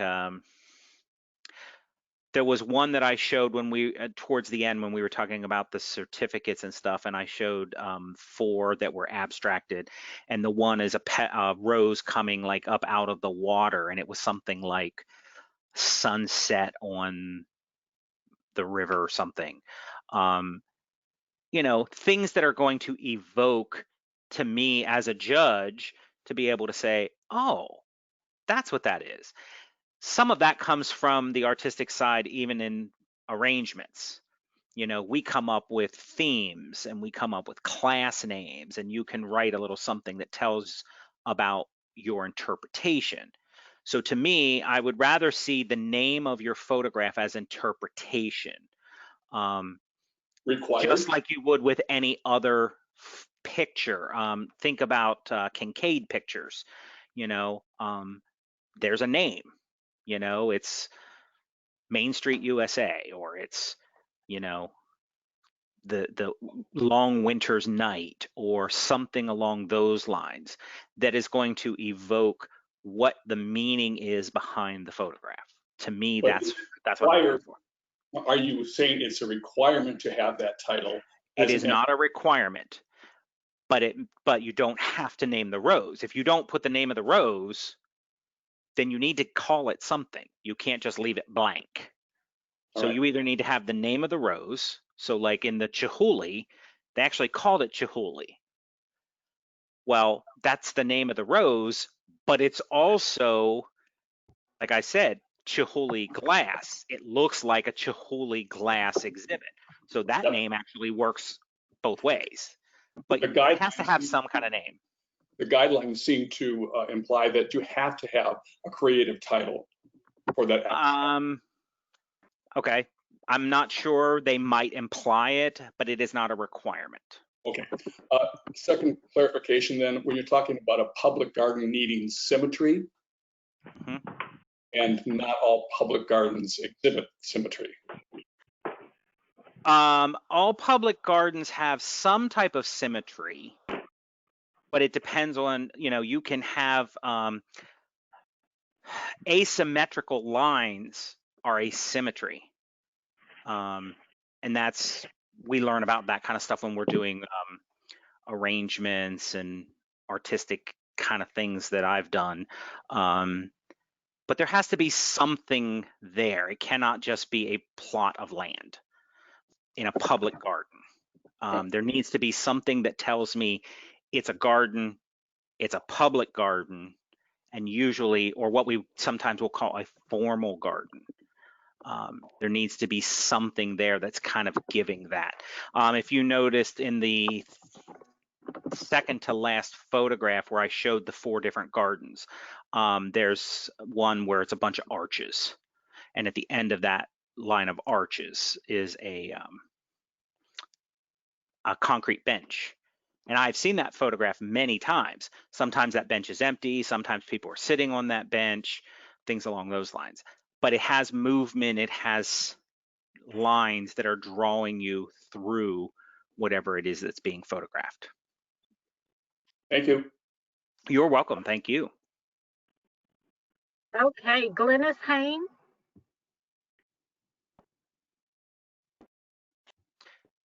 Greetings from Australia, Curtis. Yes, I was going to say, Glennis, you're in Australia. How are you? I'm very well, thank you. And it's lovely to see you. And it's a great presentation. Thank you. My question is, we've learned a lot because of the year that wasn't. What we've done in our group and regional is that we've held virtual rose shows. So we've actually asked our exhibitors to set their roses up as they would at a show and photograph it. And so that's how they're being judged by our judges, which is terrific. My question regarding the photographic competition, if you have photos that you took some time ago and not recently, are we still able to enter those, or do you prefer those photographs to be taken recently? So that is a detail of the schedule. To me, there's no way for me to know when you actually took that photograph unless it was digitally printed on the photograph, and we have a rule against that. Okay. So, I've seen some shows that say the photograph must have been taken in 2019. Okay. And that's fine. And if you're just leaving it up to the exhibitor and their honesty, then that's fine. In the national show, whether it is the magazine or it is the national show that will be coming up in Wisconsin next year, that is not a requirement. That is not listed as one of the rules for a national show. But the other rule is it may not have won an award in a previous national show. So that one sometimes we will catch. And I may say I will sometimes go to an exhibitor and say, hey, you exhibited this last year and you got an award for it, so you can't exhibit it this year. Most of the time it's somebody who brought 50 photographs and they're just trying to pick things out and they forgot. It's not something intentional. Thank you very much, and thanks for You're a great welcome. presentation. Hey, and thank you. And I did email you today, so. Thank you. Yes, and I replied. Okay, thank you. Okay, Jerry Georgette. Hi, Curtis. Great presentation. I've enjoyed it, as well as your write-ups in the ARS magazine. Thank you. And two questions. First one, that one garden shot that you showed with the waterfall running through it. Yes. When I saw that, it certainly was a rose garden, but I would say that the waterfall really dominated the rose garden. I was wondering what your thoughts were on that. That's something that we would have to discuss if we were judging that. And I may concede, yeah, a little bit. You may concede, yeah, the roses are still pretty dominant. Just like we do in horticulture, sometimes we can't agree and we bring in a third person to break the tie. There is, as much as we don't like to admit it, there is some subjectivity in our interpretations of these kind of guidelines. What you consider dominant, I might not. But I think that the water down below can be a little bit dominant, but up at the top around where the roses are, I thought the roses were a little more dominant, but there you go. Okay, thanks. I forgot to mention I'm an exhibitor, not a judge. That's okay. It was very helpful as an exhibitor. So my second comment was about the digital photography contest. Yes. I didn't see anything in there about aspect size, whether you want that, 4x3, 8x10. Does it matter, or? In the end, it doesn't matter in a digital photograph. We like it to be at least, I think, I think it does say in there something about a certain, it used to say about a certain file size or whatever. The problem becomes if you win with it, will it print correctly in the magazine? And sometimes we will have to have a conversation about that if that's the issue. We start getting into some of that technical stuff and we start excluding people. So in the new program that is being used by the ARS, it's less of a problem than it used to be. So that's why we sort of took some of that out. Aspect ratios tend to be more about printing. And printing versus file size aren't necessarily the same thing. But I say to people, submit it. You know, if it's this little teeny tiny thing on the screen, it isn't going to win anyway. Make the file size as large as you can, and it cannot be in RAW. It has to be a JPEG. So does that help? Okay, but so if, you know, normally in our Rose show we do 8x10. So if I did an 8x10 aspect, but you for the magazine you need to crop that or re-aspect that. Yep, we will do that. Okay, thank you. Yep. Okay, the next person is Dorothy White.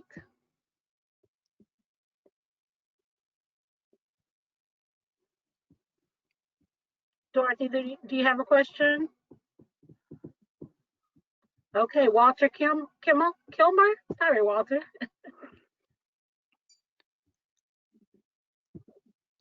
Enjoyed the program.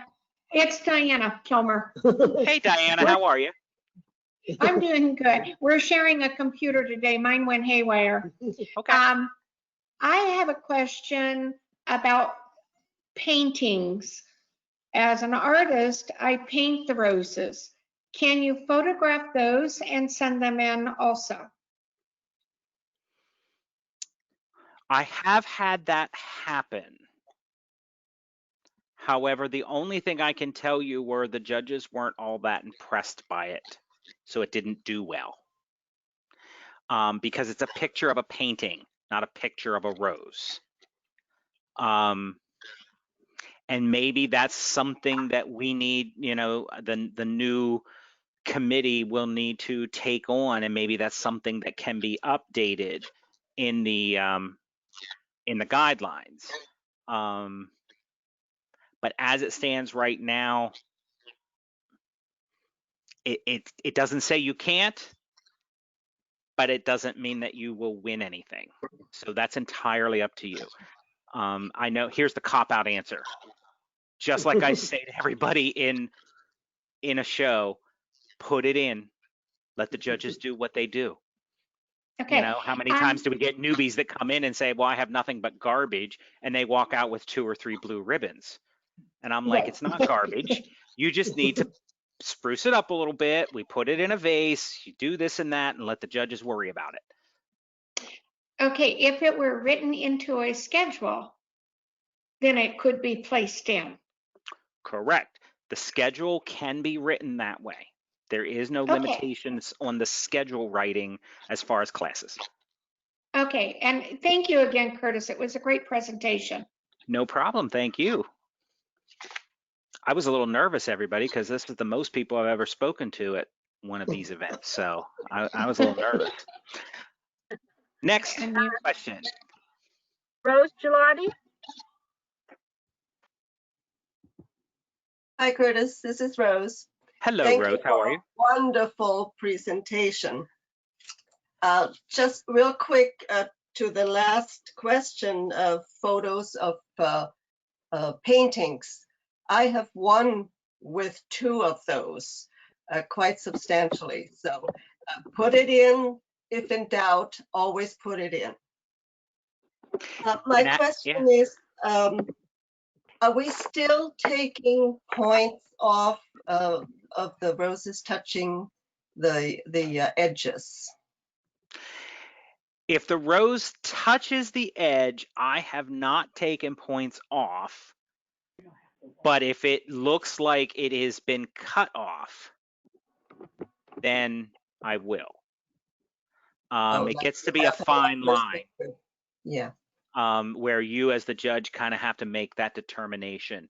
But I also, you know, just like in judging horticulture, I see too many judges that do too much talking, and that's what holds up a show. Yes. So, you know, here in Penn-Jersey, I've judged pretty much with everybody. I trust them. Hopefully they trust me. You know, I'll walk up to it and I will do it in my head and I'll say blue. And if that person says blue, then does it matter? Exactly. I've already taken those points off. We don't I've need to just with stand there and judges discuss. like that, and I love Yeah.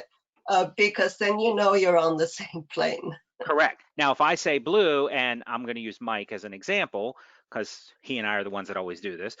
I say blue, Mike says, nah, red.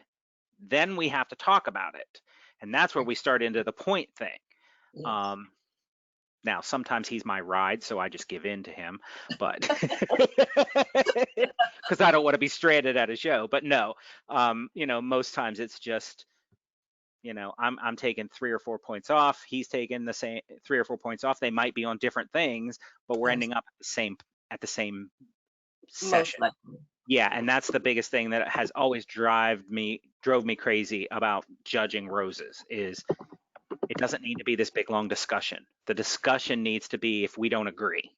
Exactly. If I say I blue, have you one say other blue, we're question. good. Yeah, I have one other question. You Yes. said something about private gardens being eligible for the gold, silver, and bronze certificate. If it is Do your they garden, have to be your own garden, or yes, is it just a private garden? it must be your garden. Okay. All right. You will also note, by the way, in the guidelines, we did remove the information about identifying the private garden Yes. by saying it is Jane Just Smith's private. garden, No. because some people, and it's a valid point I hadn't thought about, but one of my, you know, mentors, Susan Graham, mentioned, you know, she's an older woman, lives by herself. She doesn't want pictures of her garden out there with her name attached to it. Exactly. And I'm like, okay, hadn't thought about that. That's why we have a committee. And so we removed that. But a public garden must be named. But then how would the judges know it's not your garden unless they have seen it? But that's where we have to trust our exhibitors. Yes. Okay. All right. Thank you very much for a wonderful presentation. You really clarified a lot of questions for me. No problem. And I will actually, you brought up a thing in my mind, Rose, about the photograph of paintings that Diana asked about. I've actually entered photographs of stained glass. Yes. So that can also be a potential issue into a class. So, you know, But it could I be put something it more like into that. abstract. Right. And that's where it really should be, because it really isn't of a rose. Whereas Right, all the other classes would, you know, ask for a regular rose. But abstract, you can do almost anything. And a that's where schedule writer could put that in there.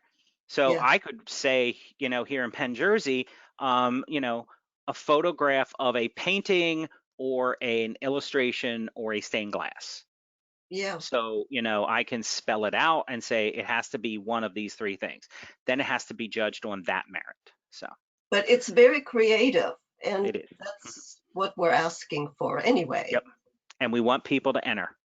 We want Yes. people to get involved. Okay. Yes. Thank you. Any more questions? Yes, there's several. That's fine. Dorothy, I'm okay with that. Hi, this is Sonia Croft from Syracuse, New York. Thank you for your presentation. It says Dorothy. I know we're sharing the computer. Okay, hi Dorothy. I haven't seen her in a is while. here. Dottie is here, Curtis. Dottie's here. We're learning together. Great. So in the Northeast, we're in the process of putting the rose garden, the community rose garden, to bed. And I'm just curious about the garden photos and submitting photographs of the rose garden in winter and fall, which are amazing times with the burlapping and all that. So are those acceptable? And if so, how are they judged? So they would be judged on the same criteria. They are acceptable. However, a rose garden with burlap in it versus a rose garden with lots of flowers, which one do you think is going to win? Fair. Okay, so I'm not pulling any punches with anybody here.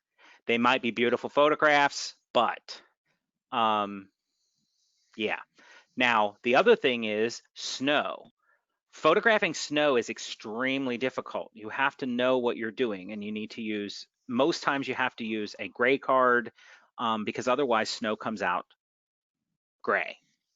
Bill Kazemchek, who is another one of my mentors, is excellent at photographing snow. He'll get, it'll have snowed, and then there'll be a blue sky day, and he can get pictures where you can see the blue in the snow, and it's on his roses and those kind of things. Those are great for abstract. But I'm going to be honest with you, I don't, unless there's a specific class for it, I don't see that, that would be like you submitting a dead rose picture versus a live vibrant rose picture, and which one is going to win. Okay, thank you. Mm-hmm. Next. Bill Bagley. Hi. Hey, Gil. Oh, hi. I'm sorry. I screwed up. That's so okay. Bad. Nope, you're doing fine. What can I do for you? Thank you. I have a couple of things to tell you. You just started talking about snow. Well, 2 or 3 years ago, my garden was in bloom, and overnight we had a snowstorm, and I got a beautiful picture of one of my roses with snow on it. And I was wondering if I should enter that sometime. Sure. I don't, it's, put it in an abstract. Well, it's just a regular picture with the rose with the snow on it, Yep. But anyway, and we've Rhode Island Rose Society. We belong to, and I'm ham operator also. Maybe you can hear. But anyways, yes, we've won some prizes at the Rose Show, but in the calendar contest. Now, this is what I wanted to tell you. All right, for my wife's birthday about 2-3 years ago, I bought her a camera at Kmart. The last purple camera, because she's a purple girl, the last purple camera they had, she took a picture of my rose of Aumiller Castle, and she won on the calendar contest, right? Now with that, and Kmart won a business. So she still got that camera. And she took that picture again and entered it again and won another month on a calendar contest. It was my rose, and we joke about that all the time. That's great. But I thought that was so funny though. It was the last camera they had, and it was purple, her favorite color. And then she goes, she takes the picture, not even knowing what the hell she's doing, and won the calendar contest. I won it myself, but. Years and years, I'm 83 now, and years ago I took a photography contest at Attleboro High School, not a contest, what do you call it, a class. And I've been trying to teach her a few things, and I've got a lot of tips from you also today, but some of the things I've already used. So I just want to say it was, and my son, believe it or not, is a systems maintenance guy on computers at CVS in here in Massachusetts, and I can't even run the damn thing. So we have a lot of fun. Thank you so much for attending. Thank you so much. Okay, thank you so much. Don't want to hold you up. Thank you. Okay. Bye-bye. Next question. Okay, the next person is Lorna Ernest. Oh, hi. I hopefully just have a quick technical question. If a schedule says the photos must be high resolution, can you define for me how do I know if a photo is high resolution? Don't know. I hate to say that. That's acceptable because I don't either. So. Put it in, let them fight about it. Okay, sounds great. Thanks. I loved your presentation. High resolution. Now, is this a printed or a digital? Digital. Okay, so it usually has to do with file size. So if you save it as the highest file size you can get, then that's a higher resolution. But to me, most cameras nowadays are shooting high res photos, and it's just old terminology. Okay, great. Thanks so much. Mm-hmm. Okay, Baldo Villegas. Baldo. Hey, how you doing? I'm great. How are you? Excellent presentation. Thank you. I learned a lot of tips from you. Thank you. Good. Thank you. I was concerned about the livestock on roses. Okay. I was surprised that you thought it was that rose that you said it was the greatest one. It had a little tiny insect in there. Yep. I thought in something like that, the insect is the highlight of the rose. I mean, it should be in full focus, and it shows some of the damage, or at least be identifiable.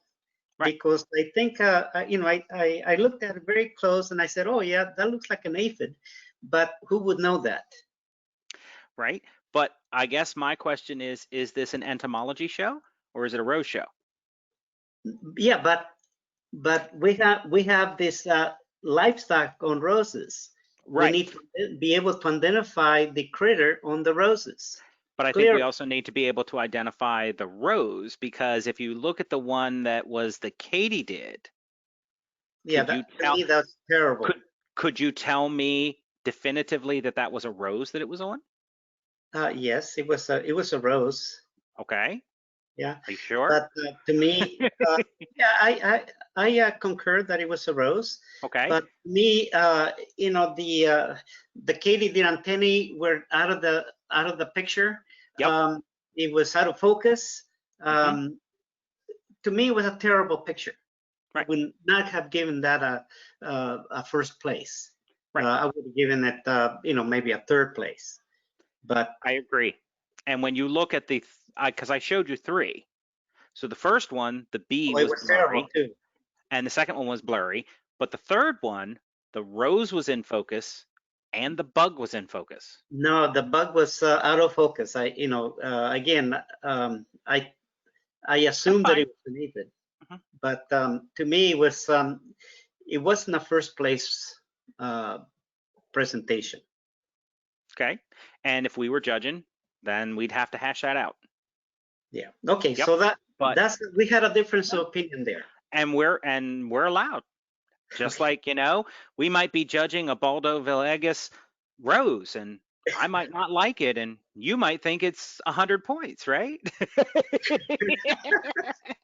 No, I have judged my own rose many times, and I'm going. As much as I would like to give this the first place, I cannot do that. About a month ago, I judged a virtual rose show, and there was a picture of Baldo Villegas in there, and I didn't give it an award. Yep. But yeah, it's absolutely, we don't have to agree, and if we can't come to a consensus, then we just bring in an extra person. I will tell you guys that we have ties in the magazine competition, and we have. Now I have 3 judges, so I try not to have an issue where, it's 2 judges and they can't agree. But we do get ties on things, and it's like, okay, let's do it again. But if I have to have only 2 judges and there's an issue, then I bring in a third person. So, correct. But, yep. Thank you for attending, and I can't believe you learned anything. John. He's my mentor.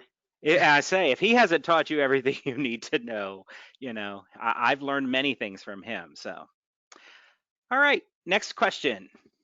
Okay, Charlene Kisselback. Am I unmuted now?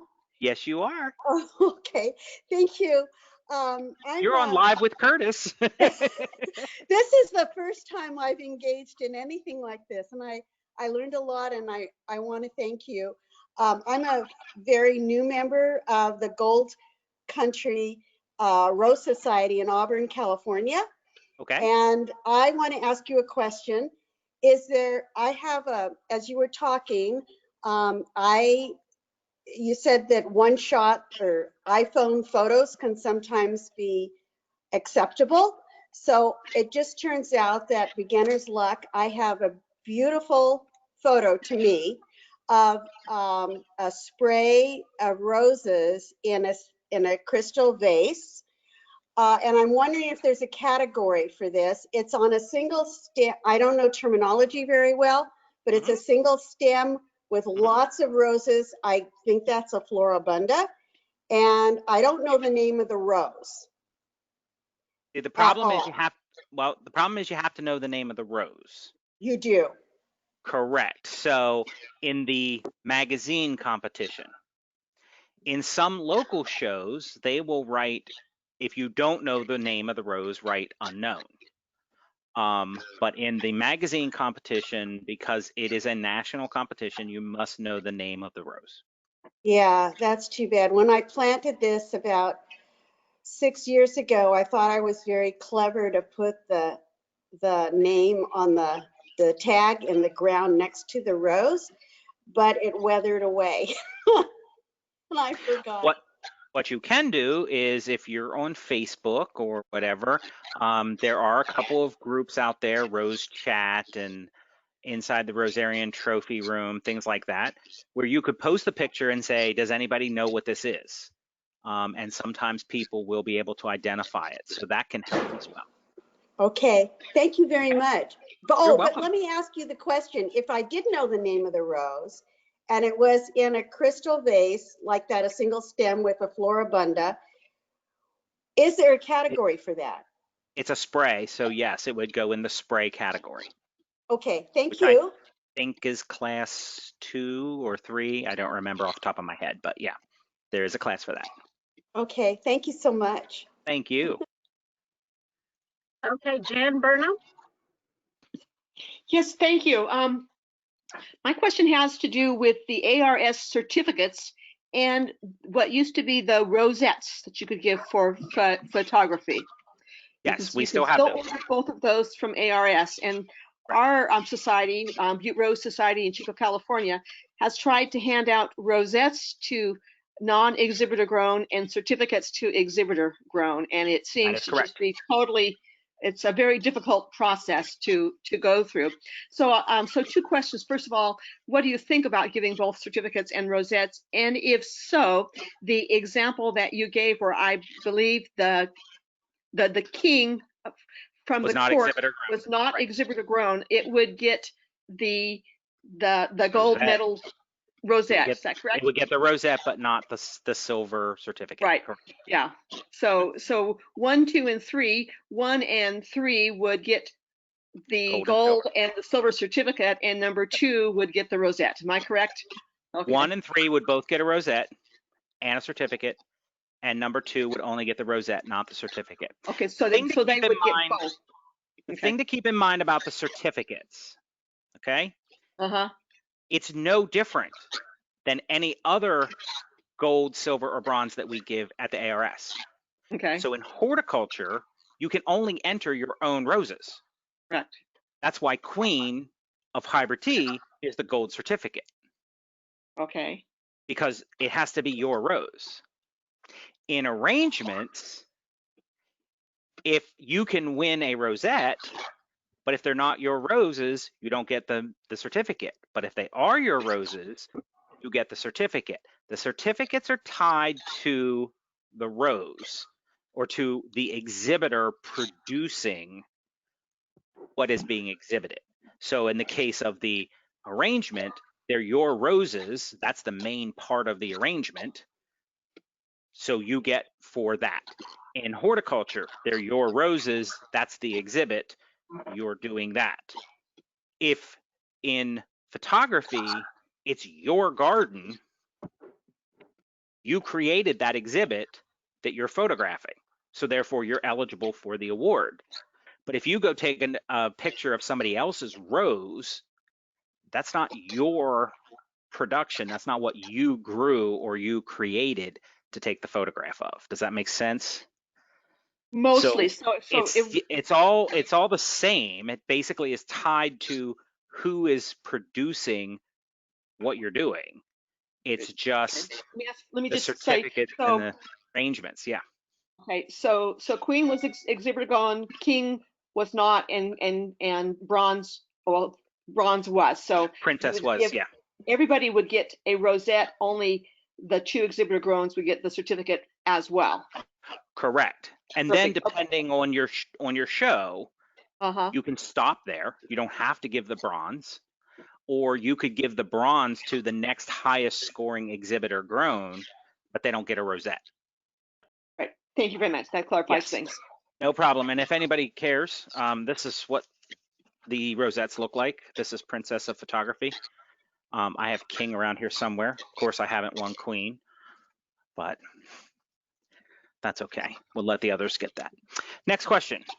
This is Bruce Monroe. I just want to cut in here and make a couple comments. We are looking into scheduling a 5th program. We are going to be running into the holidays if we try and do it before the end of the year, so it's probably going to be after the first of the year. We're looking at mid-January. That might put us in competition with the NFL playoffs, but those of us in the Philadelphia area don't have to worry about that.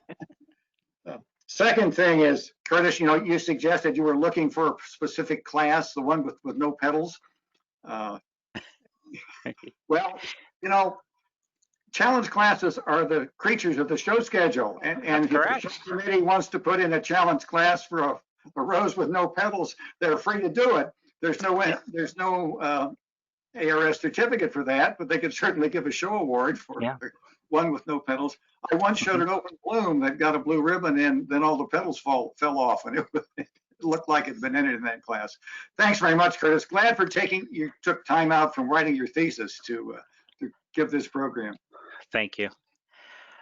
Are there any final questions before we need to wrap this up? Because we really are over time. So. Okay, we have about 6 questions left, Curtis. Are you okay to take those? I'm okay to take them, but I think those are the last 6. Okay. All right, Margaret Anderson. Hi, Curtis. Hey. Question regarding the arrangements. Back to that. I want to give you a scenario and hope you'll comment on it. Yes, ma'am. I went to a show. I used someone else's outdoor grown roses, made the arrangement, photographed it. Won a first and best of class. I'd like to use that arrangement photo in a national. Can I use EG, or does the person who grew the roses get to use EG on that tag? You can put EG because it's your arrangement. Because we don't name the roses in photographs of arrangements. That's why. It goes to whoever created the arrangement. So if you took a picture of my arrangement, so let's say I was at a show and I used your roses in my arrangement, and you took a picture of my arrangement and you entered it in the show, you could not put EG. It's not your arrangement. They're your roses, but we're not talking about the roses by their name. We're talking about who made the arrangement. So you would not be able to put EG that way. And typically, just so you know, I grow the roses that I arrange, but in a couple cases, in the last couple of years, there's been situations where I hadn't.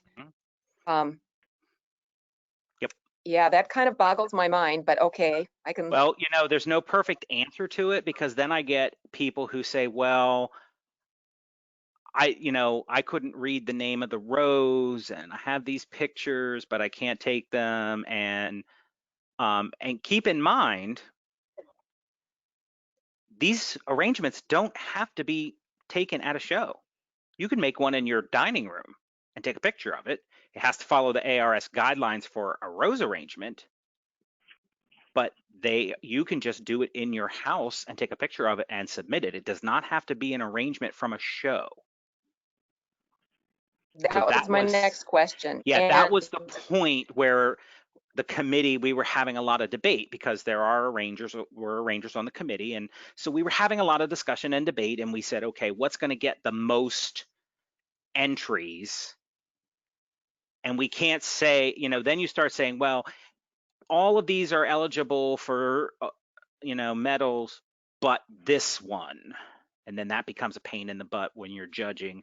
So I'm not going to say it's like that forever.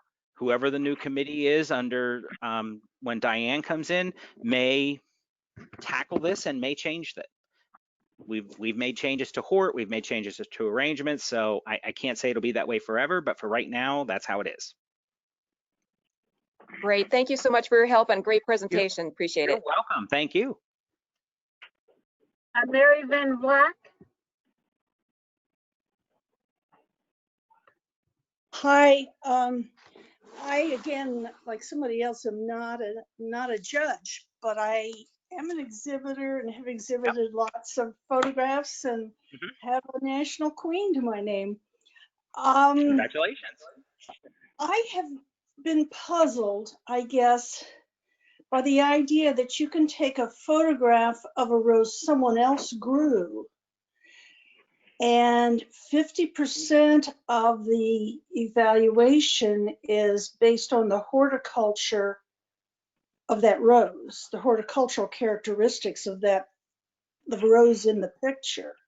Correct. It seems to me that, and I understand that, you have the issue of the gold awards and the queen awards, and I understand that the photographer's good taste in knowing what's a good flower, what's a good subject.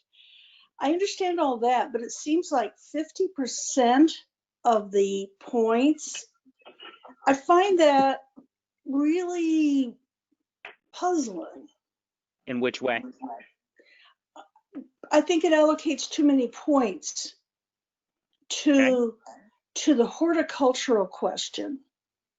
And so I'll say I've also entered photographs of arrangements in local shows where they give cash prizes, and took the cash prize and took it to the person who made the arrangement and grew the flowers and said, at least half of this is yours. And they laugh and they say, well, I already won a blue ribbon for that or this and that for that arrangement, so I'm good to go. I'm just happy to see new life in my arrangement work. So, I see all that going on, but I somehow feel like you're giving too much credit to something that actually you can't evaluate that well. You can't see the details of the flowers that might turn off a hort judge sometimes. The hort judge may be able to tell that you trimmed off the edges of the petals that were damaged. But in the photograph, you may not be able to determine that. You may not be able to see that there is a little bit of thrips damage here and there because I've taken the photograph over to my Elements software and very carefully and gently erased that. So it troubles me that so much credit is being given to something that the judges can't actually know and see in real. So I am a hort judge, I am an arrangement judge, I'm an exhibitor in all three. And I basically have to go back to the original statement. Is this a rose show or is this a photography show? If it's a rose show, then 50% is perfectly fine because it's 50% is the rose. So if it was a photography show, then photography would be more than 50%. So again, it becomes a balance. Many photographs do show things that might be missed by hort judges. I've been to national shows where the winner of one of the national challenge classes goes up and it goes through the committee that makes sure everything is fine. And when we're putting it up on the awards table, they find that there's a side growth on it. So 18 judges missed it. Okay. And Bruce was at that show as well. So, it happens. And there are things that you're going to see. If somebody's trimming something, I mean, there's ways that we hide things in hort. you know, and it's putting your toe on the line. Are we across the line or are we not across the line? That's up to the judge. So I understand your concern and your trepidation, but the reality is it is a rose show. So I think at least half the points should go in the rose itself, as opposed to it is a photography show where then you're looking at just technical quality of photographs. And the subject is a little bit more, so what? So there, you know, it wasn't always 50%, it was actually raised to 50%. The committee didn't give it 50% to start. And we actually got pushback from a lot of exhibitors. So we actually changed it and increased it to 50%. Yeah, I'd probably make it 40%, but. Well, yep. Okay, thank you very much. Great program. You're welcome. No problem. Thank you. Next. Okay, looks like there's only one hand left, and that's Maureen Labrand. Do you have another question, Maureen? Oh, I don't know how my hand is getting raised, but I think you answered the one question, but I'm going to ask it anyway. So if I go print the manual off, guidelines for photography, it won't be the current one. The current one is still coming. The current one is going to be loaded up probably within the next week. It will say 2020 on it. The one that's currently up there says 2017. Okay, that was my question, because in your presentation, you showed a page or a cover that did have 2020. Yep, and we're, like I said, they're just finishing up the annual at the ARS. A lot of things going on, getting ready for Christmas in Roseland. So sometimes things, you know, get pushed back a week or two, and I understand that. And we just, you know, we ask people try to be patient and understanding that, you know, we have few people trying to do lots of work. So. Okay, thank you for the clarification. You are so welcome. Again, I'd like to thank everybody who came and who participated and who had questions. You can always reach me at AmericanRosePhoto@yahoo.com. Again, that's AmericanRosePhoto@yahoo.com. That is for the chair of photography, and I will be passing that along to whoever the new chair of photography will be when Diane Summers gets sworn in September next year. Yes, September of next year in Wisconsin. And if you have not considered coming, you should really consider coming to that. It's going to be a great convention, and the photography schedule is already done.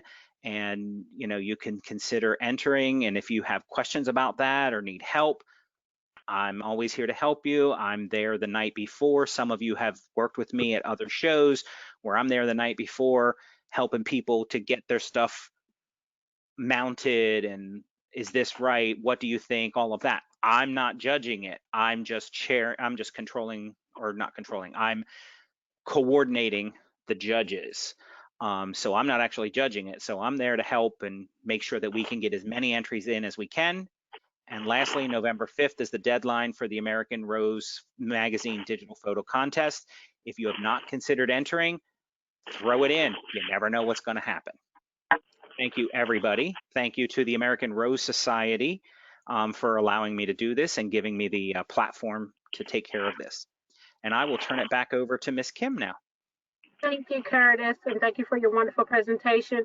Everyone, thank you for coming. Please look in your inbox. You should be getting shortly the next weekend seminar by Miss Suzanne Horn, Judging OGRs, Shrubs, Climbers, and Polyanthus. That will be, again, next Saturday, November the 7th at 1 p.m. Central. Hope to see you all there, and have a wonderful weekend.